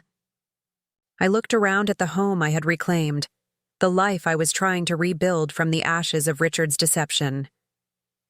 "No," I said firmly. "I won't let him chase me from my own life. Not again." "Mrs. Winters," Rodriguez began, using my married name out of habit. "Richard has demonstrated both the means and the motivation to potentially harm you. We can't guarantee your safety if you remain such a visible target. Then don't guarantee it. Enhance it." I straightened my shoulders, feeling a resolve that had been building since the night I first saw those vacation photos. If I disappear, he wins. If I spend my life looking over my shoulder, he wins. I won't give him that satisfaction. Rodriguez studied me thoughtfully. "What do you propose instead?" "Make me the bait," I said simply. "He can't resist demonstrating his power over me. Use that. Track him through his attempts to surveil me. Catch him when his arrogance makes him careless." It was a dangerous gambit, but ultimately, the authorities agreed. My home was outfitted with state-of-the-art security and counter-surveillance measures.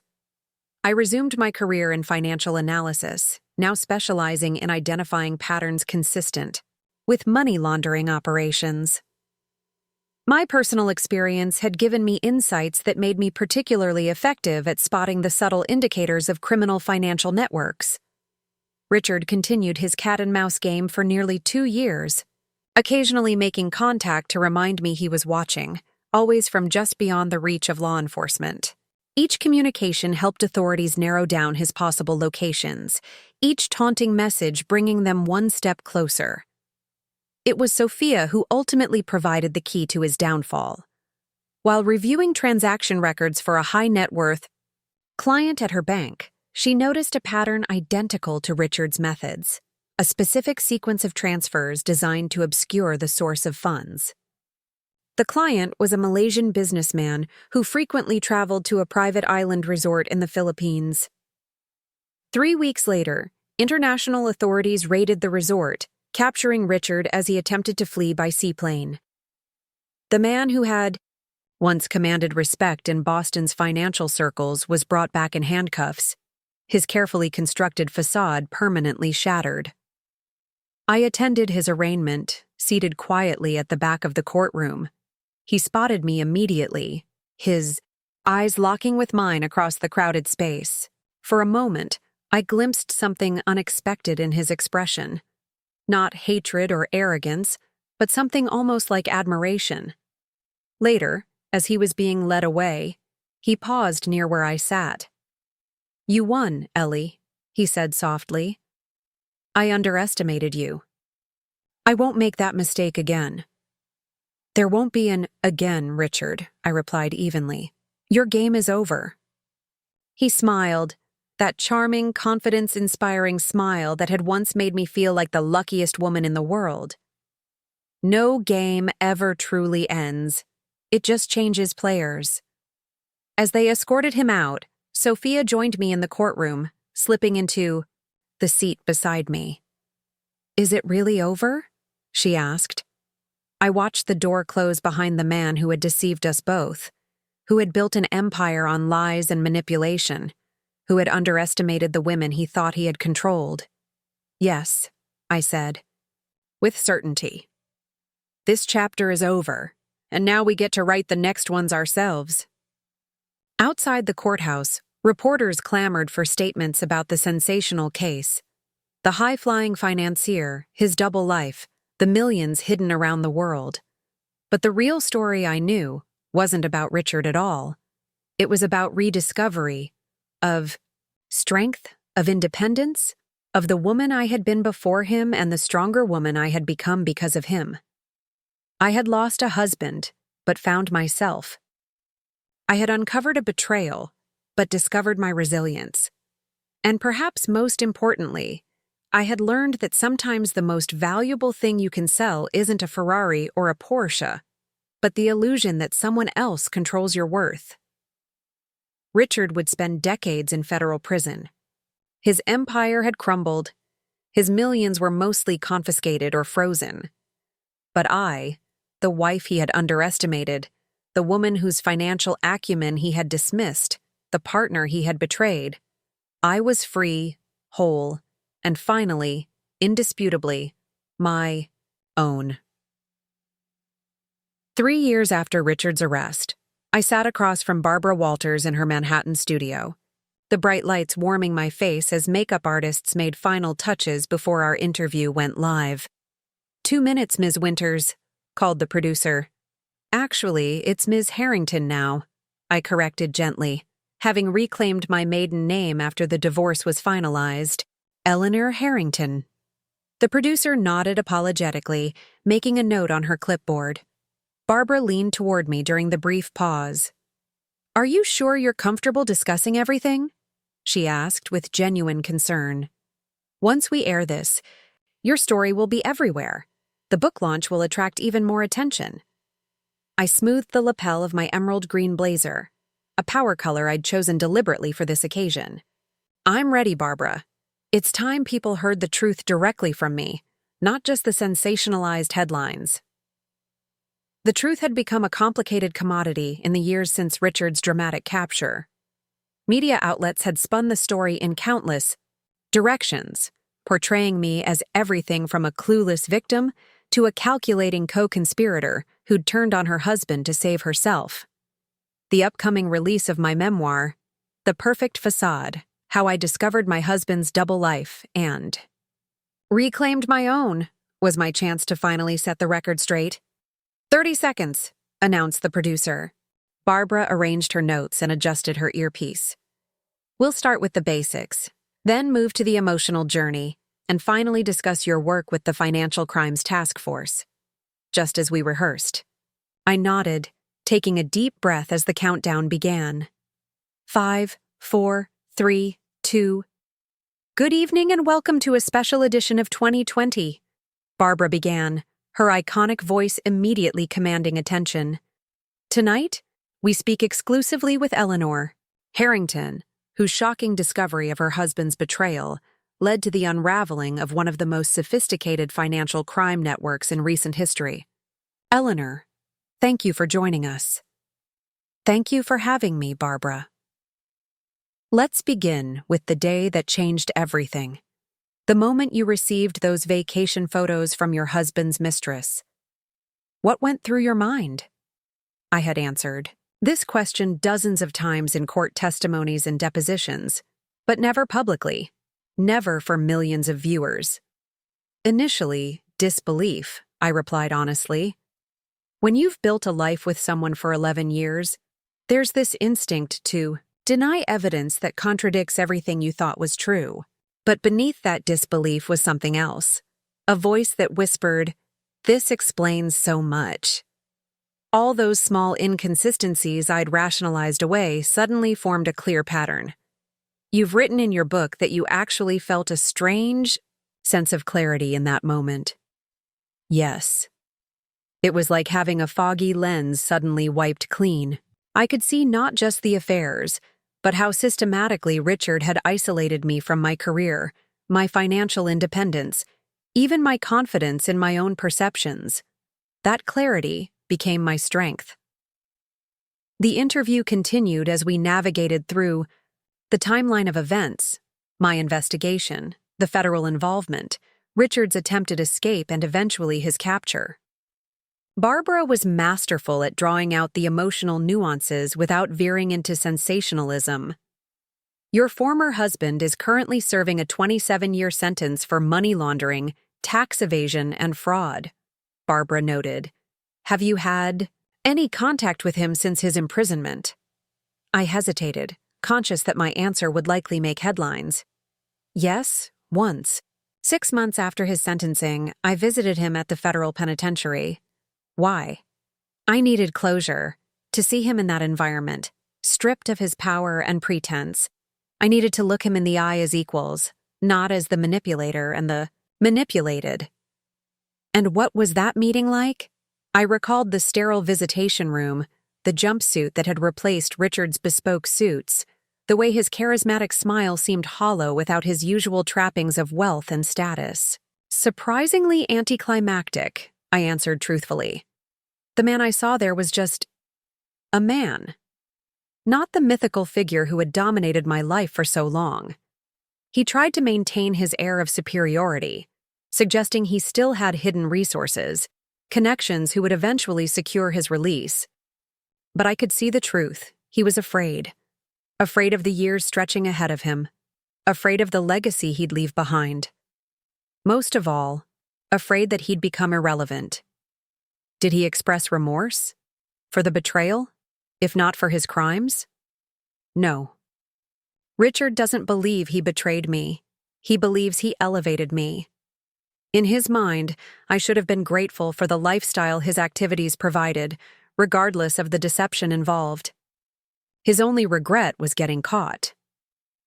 The interview shifted to my life after Richard, my return to finance, my collaboration with federal authorities, and eventually the foundation I'd established to help partners of white-collar criminals rebuild their lives. The Reclamation Project has assisted over 200 individuals in the past 2 years, Barbara noted, referring to my nonprofit. What's the most important lesson you try to impart to these people? That they aren't defined by someone else's deception, I said without hesitation. So many partners of financial criminals are treated as either complicit or hopelessly naive. They lose their social circles, their financial security, and often their sense of self. We provide practical support, legal guidance, financial literacy, training, career counseling, but most importantly, we remind them that they get to write the next chapter of their own stories. As the interview concluded, Barbara asked the question I'd been anticipating. Eleanor, your book details how selling your husband's beloved car collection was your first act of reclaiming power. Some critics have suggested this was merely vindictive, rather than empowering. How do you respond to that? I smiled, remembering the satisfaction of those early decisive actions when my world was crumbling around me. Those cars represented everything about our marriage, beautiful and valuable on the surface, but ultimately purchased with tainted money and maintained through deception. Selling them wasn't about revenge, it was about converting symbols of oppression into tools for liberation. I used that money to fund my legal defense and restart my life. I don't consider that vindictive. I consider it strategic. After the cameras stopped rolling, I thanked Barbara for her thoughtful approach to the interview. Her producer informed me that the segment would air the following week, coinciding with my book's release and my testimony before the Senate Banking Committee on strengthening financial crime detection. You were remarkably composed, Barbara commented as we gathered our things. Most people in your position would still harbor visible anger. Anger served its purpose, I replied. It fueled me when I needed strength, but holding on to it would mean Richard still had power over my emotional state. I've worked too hard to allow that. Outside the studio, Sophia was waiting for me. Our unlikely friendship had deepened over the years, forged in the crucible of shared betrayal and strengthened through mutual respect. She had become the chief compliance officer at her bank, using her intimate knowledge of Richard's methods to overhaul their fraud detection systems. "How did it go?" she asked, falling into step beside me as we walked toward the waiting car. "Well, I think." Barbara was fair, didn't dwell too much on the sensational aspects. "Unlike the Netflix producers," Sophia remarked with a wry smile, referring to the streaming service's recent docuseries about Richard's crimes. "They called again, by the way. They want us both for season 2, The Women Who Brought Him Down." Laughed. "Still a hard pass from me. I don't need Ryan Murphy casting some actress to dramatize my trauma." Agreed. Though I wouldn't mind being played by Zendaya. Our driver navigated through Manhattan traffic as Sophia and I reviewed my schedule. For the coming weeks, book signings, speaking engagements, legislative testimony. My life had taken an unexpected turn into public advocacy, using my experience to push for regulatory reforms and support systems for families affected by financial crimes. Jennifer called, Sophia mentioned, referring to my attorney who had become a close friend. The final asset distribution from the civil forfeiture has been approved. The Trust for Victims of Richard's Schemes will receive approximately $12 million. That's less than we hoped, I noted, thinking of the hundreds of individuals and businesses that had been damaged by Richard's operations.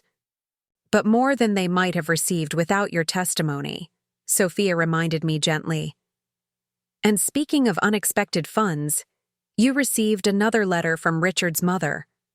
I sighed, thinking of Evelyn Winters, the elegant, steel-spined woman who had raised Richard to believe in his own exceptionalism and who had initially blamed me for his downfall.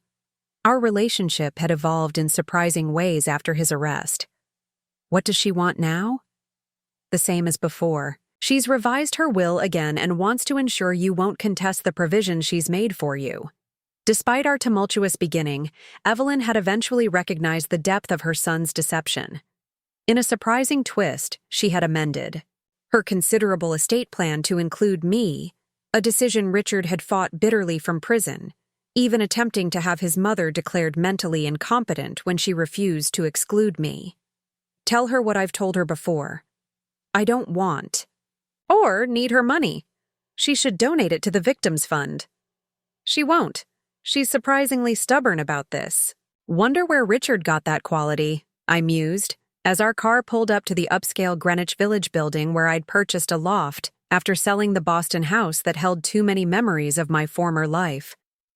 The doorman greeted me by name as we entered, and I felt the familiar sense of gratitude for this new life I'd built.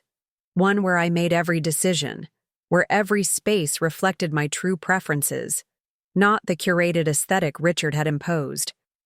My loft was open and airy, with walls of books, comfortable furniture, and large windows overlooking a small courtyard garden. It was nothing like the minimalist showcase home I'd maintained during my marriage. This space was genuinely mine. "Agent Rodriguez called," Sophia said, scrolling through messages on her phone as we settled in my kitchen. "Apparently Richard has been transferred to a different facility." Agent Rodriguez had remained in my life long after the official investigation concluded, first as my protection detail, and eventually as a friend. Her tenacity had been instrumental in tracking Richard's hidden assets across continents. Did she say why? He was apparently using his influence over other inmates to continue some business operations. They've moved him to a higher security location with stricter communication monitoring. I shook my head, unsurprised. 3 years in prison, and he's still trying to manipulate the world around him. "Some people never change," Sophia observed, accepting the glass of wine I offered her. "Though some change dramatically." Speaking of which, I received an interesting call from Melissa yesterday. Melissa, Richard's London-based mistress, had initially refused to cooperate with authorities, maintaining that her relationship with Richard had been genuine and exclusive. She had eventually become another valuable witness after discovering the extent of his deceptions. What did she want? To let us know she's engaged. Apparently, she's found someone completely different from Richard in every way. An environmental lawyer with no fashion sense and complete financial transparency. I smiled, genuinely happy that another woman had found healing after Richard's manipulation. Good for her. She also asked if we'd consider meeting her when she's in New York next month. Says she feels like we're the only ones who truly understand what she went through. "The Richard Survivors Club," I said with a sardonic smile. "We should get jackets made." Sophia laughed, but there was understanding in her eyes. The bond between those of us who had been intimate parts of Richard's deception was complex. Not quite friendship in the traditional sense, but a profound connection nonetheless. My phone rang with a number I didn't recognize but answered out of habit. Unknown callers could be witnesses or victims related to ongoing legal proceedings. "Eleanor Harrington," I answered professionally. "Ms. Harrington, this is Warden Collins from Federal Correctional Institution, Cumberland. I'm calling regarding inmate Richard Winters." My blood chilled. Prison officials never called directly unless something significant had happened. "Yes?" "There's been an incident. Mr. Winters attempted to escape during his transfer to our facility." Sophia, seeing my expression change, moved closer with concern. "Was he successful?" I asked, my voice steady despite the sudden pounding of my heart. "No, ma'am. The attempt was thwarted. However, he sustained injuries during the apprehension. He's currently in the prison medical facility in stable condition." I exhaled slowly. "I appreciate you informing me, Warden. But may I ask why?" "I'm his ex-wife, not his emergency contact." There was a slight pause. "Because he had materials in his possession that referenced you, Ms. Harrington. Detailed plans regarding what he intended to do once he secured his freedom. Given the nature of these materials, we felt obligated to warn you. The implication was clear. Even from prison, Richard was obsessing over me, perhaps planning revenge." "I understand. Thank you for the call, Warden. Please keep me informed of any developments." After ending the call, I relayed the conversation to Sophia, who immediately reached for her own phone. "I'm calling Rodriguez. Your security needs to be reassessed." "Sophia, don't Sophia me," she interrupted firmly. "You know as well as I do that Richard doesn't give up. If he was willing to risk additional prison time with an escape attempt, his obsession has only intensified." She was right, of course. Throughout the trials and hearings, Richard's focus had increasingly shifted from his legal predicament to me personally. His initial attempts to charm or intimidate me had evolved into a fixation when those tactics failed. His legal team had been forced to physically restrain him during my testimony when my detailed account of discovering his fraudulent activities had demolished his carefully constructed defense. While Sophia contacted Rodriguez, I moved to my office, unlocking the PAW safe where I kept important documents. Inside was a sealed envelope I hadn't opened in over a year. Richard's last letter, sent before prison officials restricted his communication with me. I broke the seal now, needing to remind myself of his mindset, his patterns. The letter was typical Richard, alternating between charm and veiled threats, professions of unique understanding and promises of eventual reckoning. The final paragraph remained as disturbing as when I'd first read it. You think you've won, Ellie, but you've merely postponed the inevitable. No prison can hold me forever. No distance can truly separate what we built together. You were, are, and always will be mine. When you least expect it, when you finally convinced yourself you're free of me, I'll return to remind you of that. Truth. Every night before you sleep, remember, I'm patient, I'm resourceful, and I never forget a debt. I had dismissed these words as the impotent raging of a narcissist facing decades of confinement. Now, with news of his escape attempt, they carried renewed menace. Sophia returned to my office, her expression grim. Rodriguez is on her way. She wants you to pack for a few days, just until they can assess the security situation. I'm not running again, I said firmly, placing the letter back in the safe. I have commitments, the book launch, the Senate testimony. If I disappear now, it suggests I'm still afraid of him. This isn't about fear. It's about prudence. Richard nearly escaped today. His obsession with you hasn't diminished. All the more reason to maintain my visible presence, I countered. If I continue exactly as planned, the message is clear. He has no power to disrupt my life anymore. Our debate was interrupted by the arrival of Agent Rodriguez, who entered with the no-nonsense efficiency I'd come to expect from her. She assessed my loft with professional scrutiny before addressing me. Eleanor, we need to talk about Richard's escape attempt and what it means for your security going forward. For the next hour, she outlined what they knew. Richard had meticulously cultivated relationships with specific prison personnel, exploiting their personal financial troubles to gain their cooperation. The attempt had been sophisticated, involving coordinated timing, external accomplices, and significant financial resources that should have been inaccessible to him. How is he still accessing funds? I asked. I thought all his known accounts were frozen or seized. That's what concerns us, Rodriguez admitted. Either he had resources we never identified, or he's established new financial pipelines from inside prison. Both scenarios suggest he still has outside help, loyal associates continuing his operations. The implications were disturbing. Richard's network had been dismantled years ago, or so we believed. If elements remained operational, the threat extended beyond just me. What about Sophia? I asked. Or Melissa, or any of the other witnesses.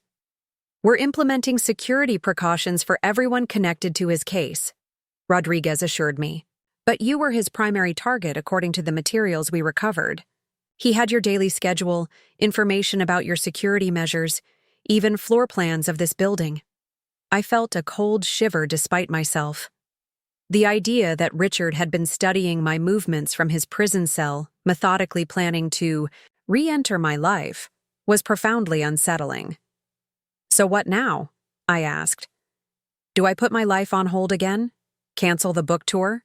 Disappear into another safe house? Rodriguez shook her head. Actually, we're recommending something different this time. While Richard recovers from his injuries and faces additional charges for the escape attempt, we have a unique opportunity. What kind of opportunity? To set the board pieces exactly where we want them, she replied. Continue with your plans, but with enhanced security that remains mostly invisible. Let Richard's remaining associates think their information is still accurate, that you're proceeding without awareness of the attempt. You want to use me as bait. Again, not exactly, Rodriguez clarified. We want to use Richard's obsession as leverage. He's made a critical error with this escape attempt, revealed that he still has resources we haven't identified. Now we follow those breadcrumbs back to his remaining network and dismantle it completely. As Rodriguez outlined the details of this new approach, I felt a strange sense of déjà vu. Once again, my life was being shaped by Richard's actions, my decisions influenced by his threats. Yet something was different this time. I wasn't reacting from a place of shock or betrayal. I was strategizing from a position of strength, with full awareness of what I was facing. All right, I agreed, finally. But on one condition. I want to visit him again, see him with his injuries, with this failure fresh in his mind. I want him to know that I know about the attempt, and that it changes nothing about my plans. Rodriguez and Sophia exchanged concerned glances. That's exactly what he wants, Sophia protested. Another chance to manipulate you, to re-establish some psychological connection. No, I corrected her. What he wants is to catch me unaware, to reclaim power through fear and unpredictability. By visiting him on my terms, I deny him that fantasy. I show him I'm confronting the threat directly, not running from it. Rodriguez considered this. It could work in our favor. A controlled interaction might provoke him into revealing something useful about his remaining network. As we finalized the details of this new security strategy, I found myself thinking about the woman I had been 4 years ago, the trusting wife who had believed in her husband's business trips and accepted his financial decisions without question. That woman was gone, replaced by someone who understood that sometimes the greatest strength comes not from avoiding threats, but from walking directly toward them with open eyes. Richard had tried to cast me as a victim in his narrative, then as an adversary. Now, perhaps, as an obsession. But the role I had claimed for myself, survivor, advocate, author of my own story, was one he could never control or diminish, no matter how many plots he hatched from behind prison walls. There's one more thing you should know, Rodriguez said as she prepared to leave. When they apprehended Richard, he was carrying something unusual. A set of car keys, replicas of the ones for the vehicles you sold. Apparently he had them. Made in the prison workshop. A symbolic talisman of his first significant loss of control. Even now, years later, the sale of those precious cars remained a wound to his pride. A moment when I had first asserted power over his carefully constructed world. Keep them as evidence, I said, but take a photo for me. May I ask why? Rodriguez inquired. I smiled, thinking of the book cover my publisher and I had been debating for weeks. I think I just found the perfect image for my memoir. 3 days. After receiving news of Richard's escape attempt, I sat in the sterile visitors' room of the maximum security medical wing at Cumberland Federal Penitentiary. The cinder block walls were painted an institutional shade of beige, the fluorescent, lighting harsh and unforgiving. A thick plexiglass barrier separated visitors from inmates, a precaution that seemed particularly appropriate given recent events. Agent Rodriguez stood against the back wall, her presence both reassuring and necessary. She had vetted and approved every aspect of this meeting, from the exact questions I planned to ask to the navy blue blazer I wore, chosen specifically because Richard had always hated that color on me, claiming it made me look severe and unapproachable. Remember, Rodriguez said quietly, this isn't about getting closure or making him understand anything. This is about sending a message and potentially gathering intelligence. Keep emotional responses to a minimum. I nodded, arranging my features into what I hoped was a neutral expression. The door on the opposite side of the glass swung open, and Richard appeared, flanked by 2 guards. My first thought was that prison had aged him dramatically. The charismatic, impeccably groomed financial executive had been replaced by a gaunt figure with sunken cheeks and dull eyes.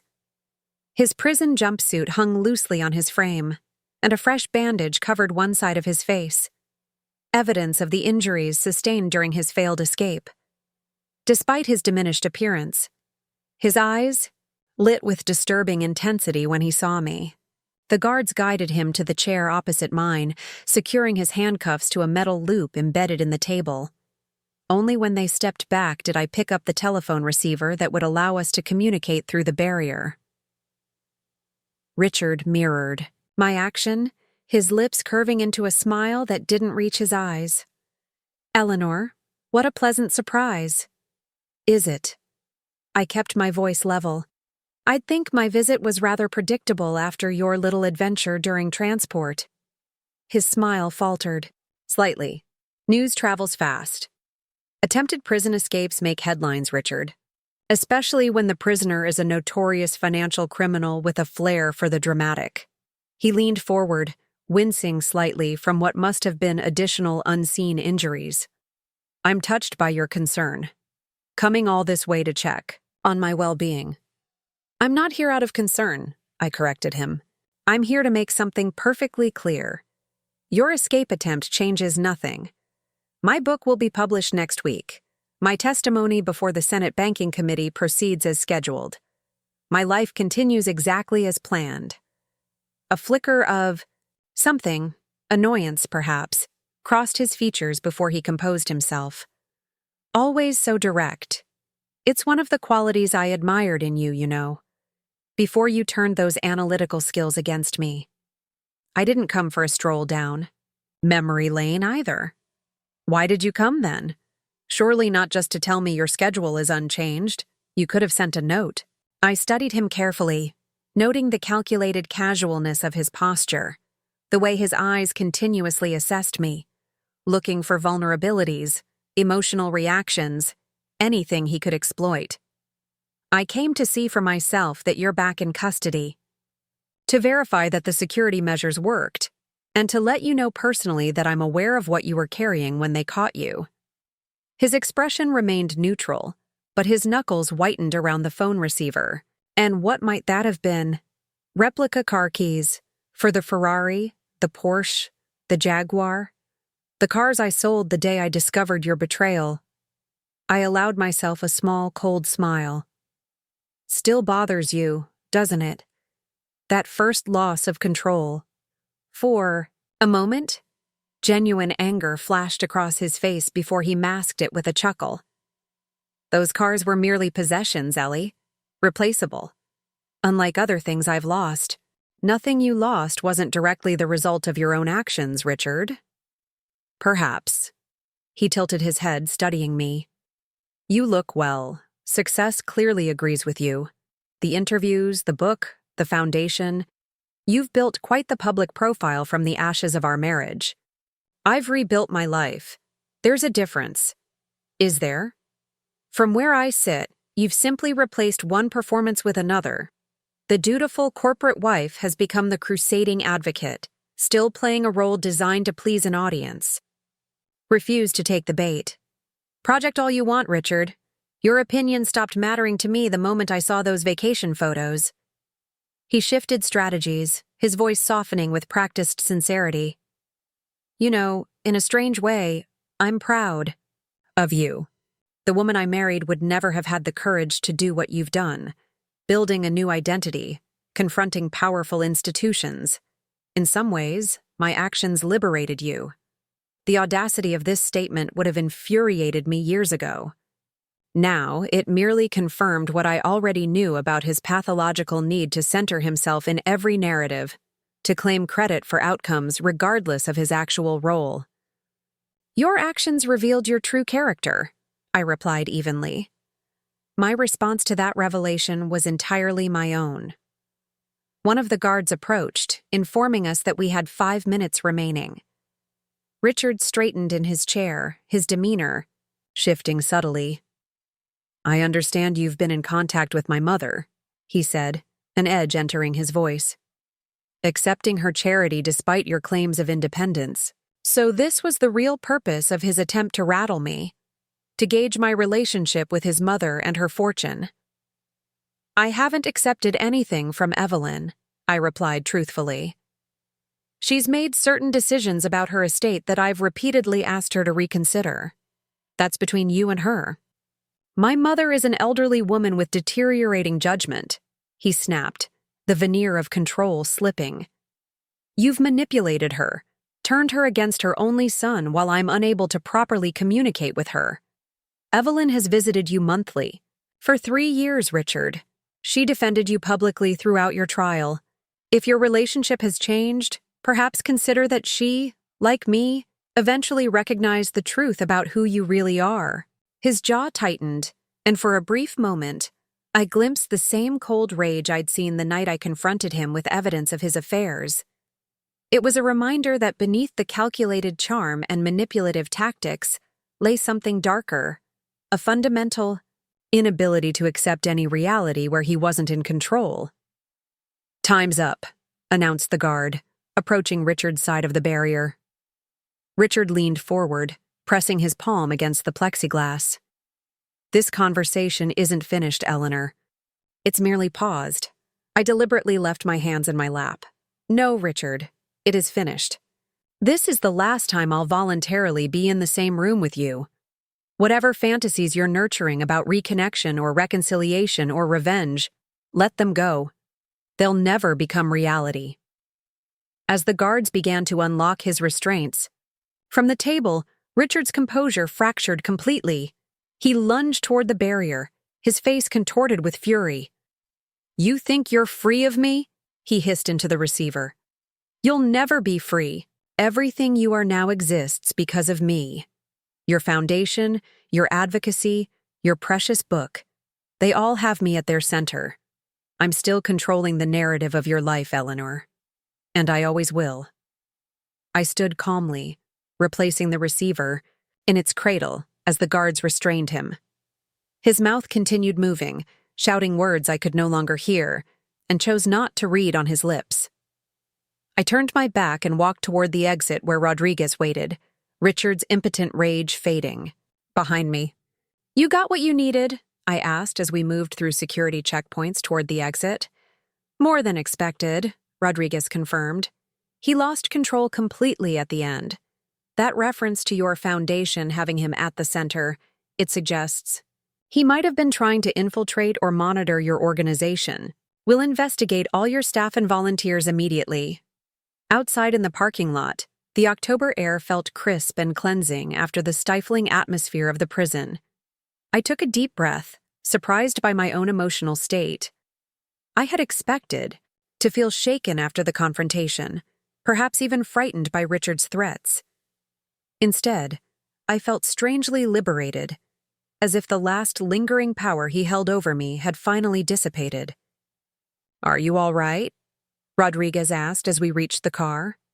That got intense at the end. "I'm fine," I replied, realizing it was true. In fact, I think that went exactly as it needed to. How so? I needed to see him as he truly is, not the mythologized version my mind created over years of trying to understand what happened. Not the charismatic manipulator who nearly destroyed me.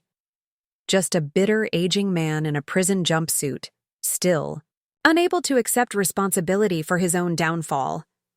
Rodriguez nodded thoughtfully as she started the car. Well, his reaction certainly gave us investigative leads to pursue. The technical team is already analyzing the recording for any coded messages or unintentional revelations about his network. There was nothing coded about his fixation on his mother's money, I observed. That seemed to be what really got under his skin. "We'll follow up with Evelyn Winters again," Rodriguez agreed. "Check if she's experienced any unusual contact or pressure from individuals connected to Richard." The 2-hour drive back to New York passed mostly in comfortable silence. I used the time to prepare mentally for my book launch event scheduled for the following evening, a conversation with a prominent journalist at an upscale Manhattan bookstore, followed by a signing session. Enhanced security measures would be in place, but to the public, everything would appear normal. As we approached the city, Rodriguez received a call that she took through the car's speaker system. "Rodriguez here. Go ahead." "Ma'am, we've completed the preliminary analysis of the prison visitor logs for inmate Winters," reported a male voice. "Something concerning has emerged. 3 weeks ago, he was visited by a woman using credentials, identifying her as Sarah Reynolds, his former executive assistant." I sat up straighter. Sarah Reynolds had been a peripheral figure in the investigation. interviewed multiple times but never charged. She had claimed minimal knowledge of Richard's illegal activities and insufficient evidence had existed to prove otherwise. "That's impossible," I interjected. "Sarah Reynolds relocated to Australia 2 years ago. I received a Christmas card from Sydney last December." "Exactly the issue, ma'am," the agent continued. "We've confirmed Reynolds is indeed still in Australia. Someone used her identity to gain access to Winters." "Do we have surveillance footage of this visitor?" Rodriguez asked sharply. "Yes, ma'am. Facial recognition is running now. But there's more. Phone records show calls between the prison and a burner phone purchased in Manhattan immediately following this visit, the same burner phone that was later used to make calls to the service entrance of Ms. Harrington's building." A chill ran through me. "Someone's been watching my building? From the service entrance?" "It appears so. We're pulling additional surveillance footage now and have increased the undercover presence around your residence." Rodriguez's expression had hardened into professional focus. "Accelerate all security protocols. I want the visitor identified within the hour. And Eleanor," she added, glancing at me, "we need to consider postponing tomorrow's book launch." "No," I said firmly. "That's exactly what Richard wants. To disrupt my life, to make me react out of fear. We increase security, certainly, but we proceed as planned." After additional discussion with her team, Rodriguez reluctantly agreed that the event could continue with significantly enhanced security measures. By the time we reached my building, plainclothes agents were already positioned at strategic points throughout the area, and a thorough sweep of my loft had been completed. "All clear, but we found this," reported the lead security agent, holding up a small electronic device. "Professional-grade listening device, recently installed in your home office, sophisticated enough to bypass standard security sweeps." Rodriguez examined the device with a grim expression. "This is high-end surveillance equipment, not something an ordinary person could acquire." Richard's remaining network, I surmised. "He may be in prison, but he clearly still has resources and people willing to act on his behalf." The rest of the evening became a flurry of additional security measures, changing locks, installing new monitoring systems, establishing safe words and emergency protocols. Through it all, I maintained an outward calm that masked my inner turmoil.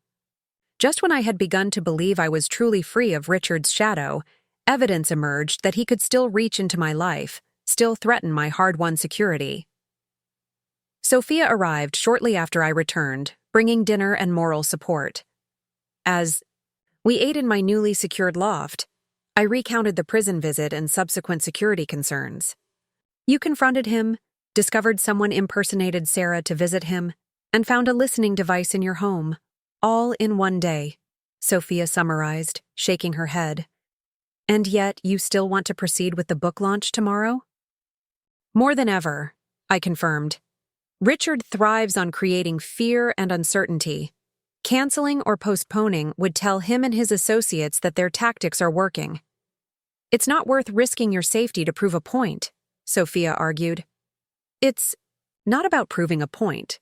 It's about living my life on my terms, not Richard's." "Besides," I added, "with the security measures Rodriguez has implemented, I'll probably be safer at the bookstore than anywhere else in New York." Sophia didn't look convinced, but she knew me well enough to recognize when my mind was made up. Instead of arguing further, she shifted to practical matters, helping me prepare for the launch, reviewing talking points, selecting appropriate attire, and ensuring I was ready for potentially difficult questions from the audience. Late that night, after Sophia had departed and the security team had established their overnight positions, I sat alone in my bedroom, reflecting on the day's events. Seeing Richard in prison, diminished yet still dangerous, had been unsettling in ways I hadn't anticipated.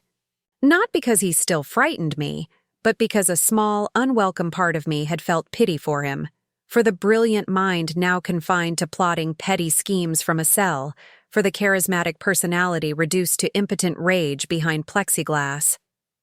That unexpected pity troubled me. Richard deserved his punishment. His crimes had harmed countless people. His betrayal had nearly destroyed me. Yet seeing him so reduced had momentarily complicated my narrative of righteous justice. My phone buzzed with a text from an unknown number. "He's not worth your pity, Eleanor. Trust me on that. E.W. Evelyn Winters." Somehow, Richard's mother had anticipated the emotional complexity I was experiencing. I hadn't spoken to her in weeks, and I certainly hadn't mentioned my prison visit. Yet her timing was impeccable, her insight uncanny. I hesitated, then replied, "How did you know?" Her response came quickly. "Because I felt the same when I first visited him. That moment of weakness passes. Remember who he truly is, not who he pretends to be." Evelyn's relationship with her son had evolved dramatically since his arrest. Initially his staunchest defender, she had gradually come to accept the evidence of his crimes. Unlike me, however, she maintained regular contact with him. Monthly visits that she described as a mother's obligation, not a character endorsement. Our own relationship had transformed from mutual suspicion to reluctant respect to something approaching friendship. She had eventually apologized for her initial hostility toward me, acknowledging that she had enabled Richard's sense of entitlement throughout his life. "Will you be at the launch tomorrow?"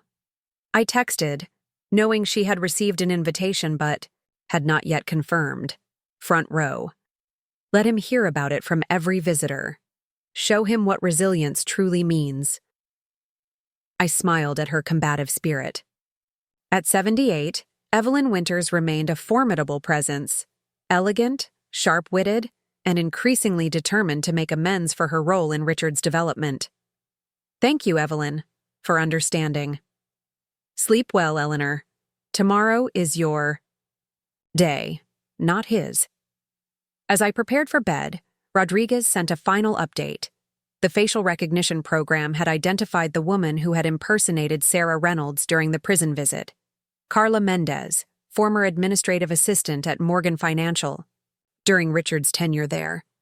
Initial investigation revealed unusual deposits to her account, corresponding with Richard's escape attempt timeline. I added this new name to my mental map of Richard's remaining network. Individuals who, for reasons of loyalty or financial incentive, continued to serve his interests despite his imprisonment. The web was larger than we had imagined, which made the work of my foundation even more crucial. For every Richard Winters brought to justice, there remained associates, enablers, and accomplices still operating in the shadows. Tomorrow's book launch wasn't just a personal milestone. It was a public statement about bringing financial crimes into the light, about helping those affected rebuild their lives, about transforming victimization into advocacy. Richard and his associates might be watching, might even be planning further disruptions, but they would not dictate the narrative. Morning arrived with a text from Rodriguez. "Security in place. All systems go. Car arriving at 9:30. The day of my book launch had arrived. As I dressed in a tailored crimson suit, a color chosen deliberately for its associations with power and resilience, I thought about how far I had come from that night 4 years ago, staring in shock at vacation photos of my husband with another woman. That devastating moment of discovery had been just the beginning, the first thread pulled in a tapestry of deception that had unraveled to reveal financial crimes, multiple identities, and a network of manipulation that spanned continents. I had lost my marriage, my home, my sense of security, and the future I had envisioned. But in their place, I had found my voice, my purpose, my true strength, and authentic relationships built on honesty rather than convenience or facade. The journey had been brutal at times, but the woman who emerged was infinitely stronger than the one who had begun it. My phone rang. Jennifer calling for a final pre-launch pep talk. "Ready to tell your story to the world?" "More than ready," I replied, glancing at the finished copy of my book on the nightstand. its cover featuring a striking image of luxury car keys partially obscured by shadow. It's time everyone heard the truth.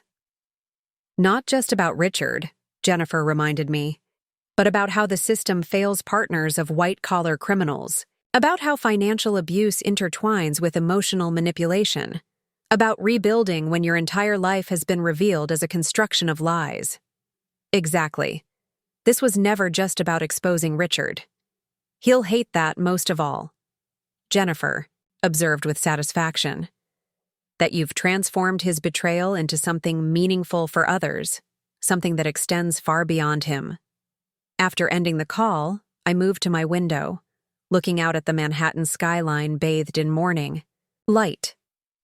Somewhere out there, people would be lining up for my book signing.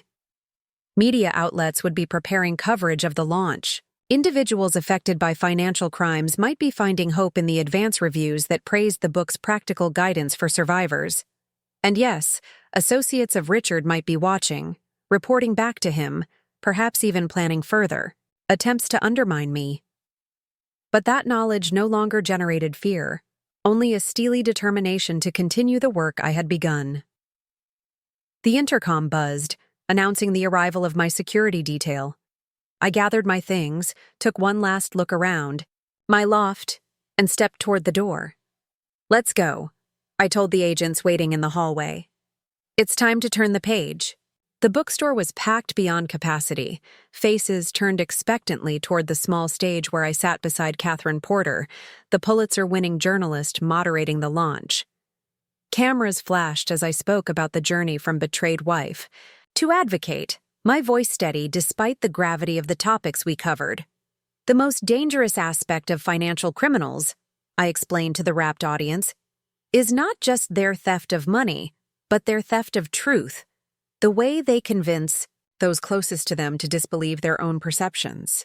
In the front row, just as promised, sat Evelyn Winters, elegant in navy blue, her silver hair immaculately styled. Beside her was Sophia, and next to Sophia, surprisingly, Melissa from London, who had flown in specifically for this event. 3. Women connected by one man's deception, now united in something stronger than victimhood. Rodriguez's team maintained a discreet presence throughout the venue, communicating via nearly invisible earpieces. So far, the event had proceeded without incident, but I remained alert to any unusual movements or faces in the crowd. "Ms. Harrington," Catherine asked, "your foundation focuses specifically on helping partners rebuild after financial crimes are exposed. Why that particular focus?" "Because when the headlines fade and the criminal is sentenced, those left behind face a unique devastation, not just financial ruin, but profound questions about their own judgment and reality. They need specialized support that traditional victim services often can't provide." As I elaborated on the Foundation's work, a commotion near the back of the room caught my attention.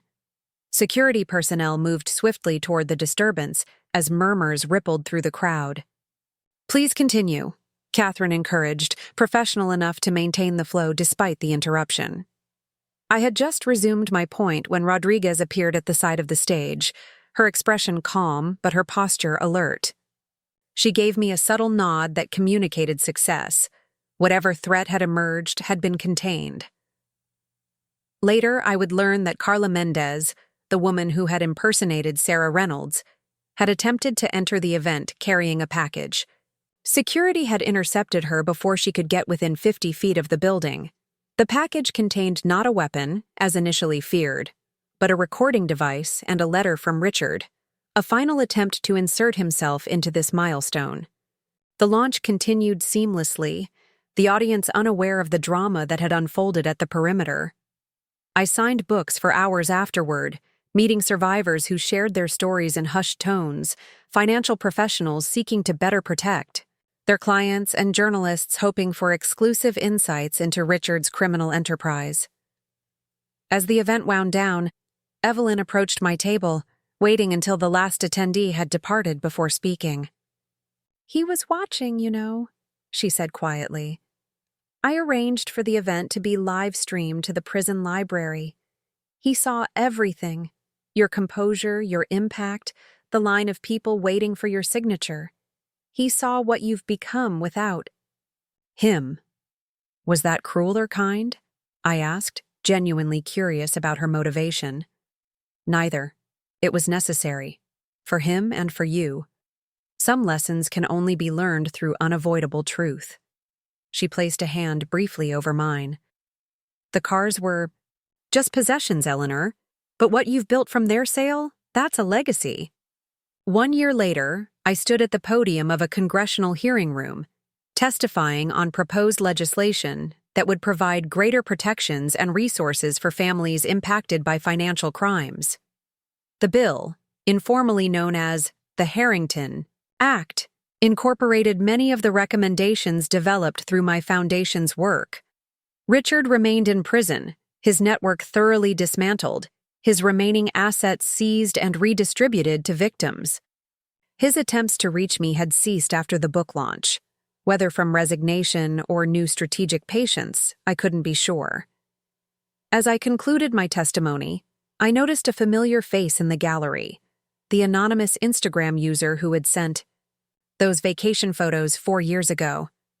Sophia, now officially my friend, rather than my husband's mistress, gave me a subtle thumbs up as I stepped away from the microphone. Some might call it karma or poetic justice that Richard's attempt to juggle multiple lives had ultimately led to their collaboration against him. I simply called it reclamation, of truth, of power, and most importantly, of my own story. The cars were long gone, the husband was locked away, but I was still driving forward, and the road ahead was entirely my own. Up next, you've got 2 more standout stories right on your screen. If this one hit the mark, you won't want to pass these up. Just click and check them out, and don't forget to like, subscribe, and turn on the notification bell so you don't miss any upload from us.